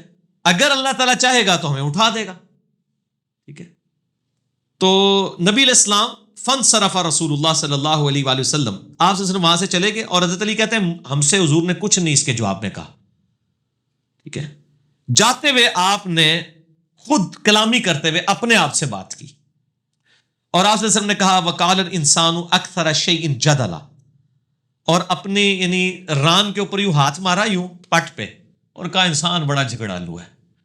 یعنی انسان جو ہے وہ ایسی بات کرتا ہے, یعنی انسان کی نیچر کے اندر ہے کہ وہ اپنے لیے کوئی ایک اسکیپ روٹ تلاش کرتا ہے. تو اس میں تو کوئی ایسا مسئلہ نہیں ہے, اس میں حضرت علی کی کوئی تنقیص نہیں ہے. کوئی فجر کی نماز کے لیے تو اٹھانے نہیں آئے تھے, تہجد کے لیے آئے تھے. تو انہوں نے اپنا شرعی حق استعمال کیا, نبی علیہ السلام نے اس پہ کمنٹس کر دیے کہ انسان جو ہے نا وہ اپنا شرعی حق کس طریقے سے استعمال کرتا ہے, جھگڑا کر لیتا ہے. اگر یہ کوئی خلاف شرع بات ہوتی تو نبی پہ واجب ہوتا ہے وہ اسی ٹائم ٹوک دیا کرتے تھے. حضرت علی کے الفاظ ہیں مجھے نبی نے کچھ نہیں کہا. انہوں نے آپس میں بات کی کہ یہ یعنی حضرت علی نے جو جواب دیا انہوں نے اپنے لیے ایک ایکسکیوز بیان کر دیا, جو لیم ایکسکیوز نہیں تھا, بالکل صحیح ایکسکیوز تھا. اور اسے امام بخاری نے قدریہ والا جواب تلاش کیا. اس میں حضرت علی کی کوئی تنقیص نہیں آئی ہے کہ حضرت علی رضی اللہ عنہ نے نبی علیہ السلام کی نافرمانی کی, نعوذ باللہ. یہ تو کوئی ایسا مسئلہ نہیں, تو نفلی عبادت تھی, اس کے اوپر تو نبی علیہ السلام خود قدغن نہیں لگا سکتے تھے. ٹھیک ہے. اور جہاں قدغن لگانی ہوتی تھی وہاں پر سخت الفاظ میں ہوتی تھی. جیسا کہ بخاری مسلم میں آتا ہے کہ نبی علیہ السلام کو پتہ چلا کہ ابو جہل کی بیٹی کے ساتھ حضرت علی نکاح کرنے لگے ہیں, تو آپ نے فرمایا کہ اللہ کی نبی کی بیٹی اور دشمن کی بیٹی ایک جگہ جمع نہیں ہو سکتی. حالانکہ حضرت علی کہہ سکتے تھے یا رسول اللہ اللہ نے 4 شادیوں کی اجازت دی ہوئی ہے, لیکن ان کو پتا تھا نہیں میرا عام سٹیٹس نہیں ہے, میں داماد رسول ہوں اور آل رسول مجھ سے چلنی ہے. اور پھر آپ نے فرمایا کہ علی جس نے فاطمہ کو تکلیف دی, فاطمہ میرے جگر کا ٹکڑا ہے, جس نے اسے تکلیف دی اس نے مجھے تکلیف دی. ٹھیک ہے نا جی. تو حالانکہ اب یہ معاملہ میں شریعت میں ایک مخصوص حکم حضرت علی کے لیے آ گیا کہ حضرت فاطمہ کی زندگی میں ان کو دوسری شادی کی اجازت نہیں تھی. حضور خود کی ہیں, باقی صحابہ نے کی, حضرت علی کو اجازت نہیں تھی. اب یہ ضرورت آپ صلی اللہ علیہ وآلہ وسلم نے یہ حکم فرما دیا نا, تو بس ٹھیک ہے. یہاں پہ کوئی حکم نہیں فرمایا, لہٰذا یہ حضرت علی کی تنقیص پہ پیش کرنا بالکل جو ہے وہ جرم ہے. ایک اور سوال بھی ہے, اس کو کور کر لیتے ہیں, باقی انشاءاللہ پھر ہم بعد میں کریں گے وقفے کے بعد. بعض ناسبی اہل حدیث, یعنی اہل حدیث کے اندر جو ناسبی ہیں, ان کا کہنے کا مطلب یہ ہے, اہل حدیث کو نہیں کہہ رہے, صحیح مسلم میں 4577 نمبر حدیث پیش کرتے ہیں کہ عباس بن عبد المطلب نے سیدنا علی رضی اللہ تعالیٰ عنہ کو گالیاں دیں, اور اس سے وہ آل امیہ کا سیدنا علی پر ممبروں پر سب و شتم کرنے کا دفاع کرتے ہیں. واہ, ہم تو کہتے ہیں انہوں نے بھی گالیاں دی تو غلط کیا, اور آل امیہ نے بھی کیا غلط کیا, دفاع کیوں کرتے ہیں اسے؟ چنگی عقل ماری ہوئی ہے. صحیح بخاری مسلم کی حدیث ہے میری بیٹی فاطمہ بھی چوری کرے اس کے بھی ہاتھ کٹیں گے. تو بھائی عباس ابن عبد المطلب نے اگر حضرت علی کو گالیاں دی تو انہوں نے بھی غلط کیا. اور بعد میں اگر حضرت معاویہ رضی اللہ عنہ کے دور میں اور آل امیہ کے دور میں جو بخاری مسلم سے میں نے کئی احادیث جو ہیں واقعہ کربلا والے ریسرچ پیپر میں لکھی, ممبروں پہ حضرت علی پہ سب و شتم ہوا تو وہ بھی غلط ہے. نبی علیہ السلام نے تو یہ کرائٹیریا دیا ہے غلط کرے کوئی بھی وہ غلط ہے, تو دفاع تو ہوتا نہیں ہے. باقی وہ اس سے یہ لیتے ہیں کہ جی آل امیہ نے بدعت نہیں ایجاد کی حضرت علی کو برا کہنے کی, یہ عباس نے بدعت نعوذ باللہ ایجاد کی ہے. آپ دیکھیں لوگ یہ سمجھتے ہیں لوگ گھاس کھاتے ہیں, یہ ایک واقعہ تھا, ایک واقعہ. کیا عباس ابن عبد المطلب روزانہ ممبر پہ چڑھتے تھے اور حضرت علی کو کہتے تھے کہ تو بڑا دغا باز ہے, تو بڑا گناہگار ہے, تو بڑا فراڈی ہے, نعوذ باللہ؟ وہ ایک واقعہ تھا. اور کون ہے حضرت عباس, کون ہے آپ کو پتہ ہے؟ حضرت علی کے چچا ہیں. اور صحیح مسلم میں آپ نے یہ حدیث پیش کی, میں مسلم سے ہی آپ کو جواب دیتا ہوں. مسلم میں حدیث ہے 2277, مشکات میں بھی زکات والے چیپٹر میں مل جائے گی. حضرت عباس کی زکات کا جب معاملہ آیا تو نبی علیہ السلام نے حضرت عمر کو کہا کہ عباس کی زکات میں دوں گا. عمر تجھے نہیں پتا چچا باپ کی مثل ہوتا ہے, چچا باپ کی مثل ہوتا ہے. تو حضرت عباس حضرت علی کے کیا لگے؟ باپ. او باپ, میرا باپ بھی مجھے ابھی تک اتنی بڑی عمر میں گالیاں نکال لیتا ہے اور آپ لوگ ماشاءاللہ گواہ بھی ہیں اس کے اوپر, ٹھیک ہے نا. وہ غصے میں, مطلب باپ اور بیٹے کا تو رشتہ ہی کچھ اور ہوتا ہے, ٹھیک ہو گیا جی. تو اس طرح کی بات نہیں کرنی چاہیے. یعنی حضرت عباس نے اگر حضرت علی کو کہہ دیا تو ایک واقعہ تھا نا, ہو گیا, ختم ہو گیا. یہ تو نہیں تھا کہ ہر جمعے میں ہر عید کے خطبے میں علی پر لعنت, علی سے محبت کرنے والوں پہ لعنت, نعوذ باللہ من ذالک. صحیح مسلم میں آپ حدیثیں کھول کے دیکھ لیں, یہ ممبروں پہ کہلوایا جاتا تھا. صحیح مسلم میں 6229 نمبر حدیث ہے. میں نے وہ ایک لیکچر ریکارڈ کرایا ہے, ریپلائی ٹو الیاس قادری اور حضرت معاویہ رضی اللہ تعالیٰ, اس میں آپ دیکھ لیں, میرا واقعہ کربلا والا ریسرچ پیپر پڑھ لیں, اس سے دفاع نہیں ہوگا. اور پھر اس میں ایک سٹیپ آگے جائیں, صحیح بخاری میں 1393 نمبر حدیث ہے. اما عائشہ کہتی ہیں رضی اللہ تعالیٰ عنہ, نبی علیہ السلام نے فرمایا مردوں کو گالی مت دو, وہ اپنے انجام کو پہنچ چکے ہیں. اگر اچھے اعمال کیے تھے تو اچھے انجام کو, برے اعمال کیے تو برے انجام کو. جو مر جائے نا اس کو آپ گالی نہیں دے سکتے. البتہ کسی مرے ہوئے بندے کی غلطی ہائی لائٹ ہو سکتی ہے اس حوالے سے جس سے امت کو نقصان ہو رہا ہو, اس پہ لعنت نہ کریں, اس پہ گالی گلوچ نہ کریں. میں تو, آپ نے کبھی مجھے دیکھا ہے کہ میں نے امام اعظم بریلوی, اشرف تھانوی, رشید احمد گنگوہی, امام ابن تیمیہ, اتنے بڑے بڑے لوگوں کی میں نے ہمیشہ غلطیاں ہائی لائٹ کی ہیں اور ہمیشہ کہا ہے کہ امام اعظم بریلوی صاحب لکھتے ہیں, فرماتے ہیں. میں نے کبھی ان کی ذات کو ٹارگٹ کر کے کبھی ان پہ لعنت نہیں کی, ان کی علمی غلطی ہائی لائٹ کرتا ہوں.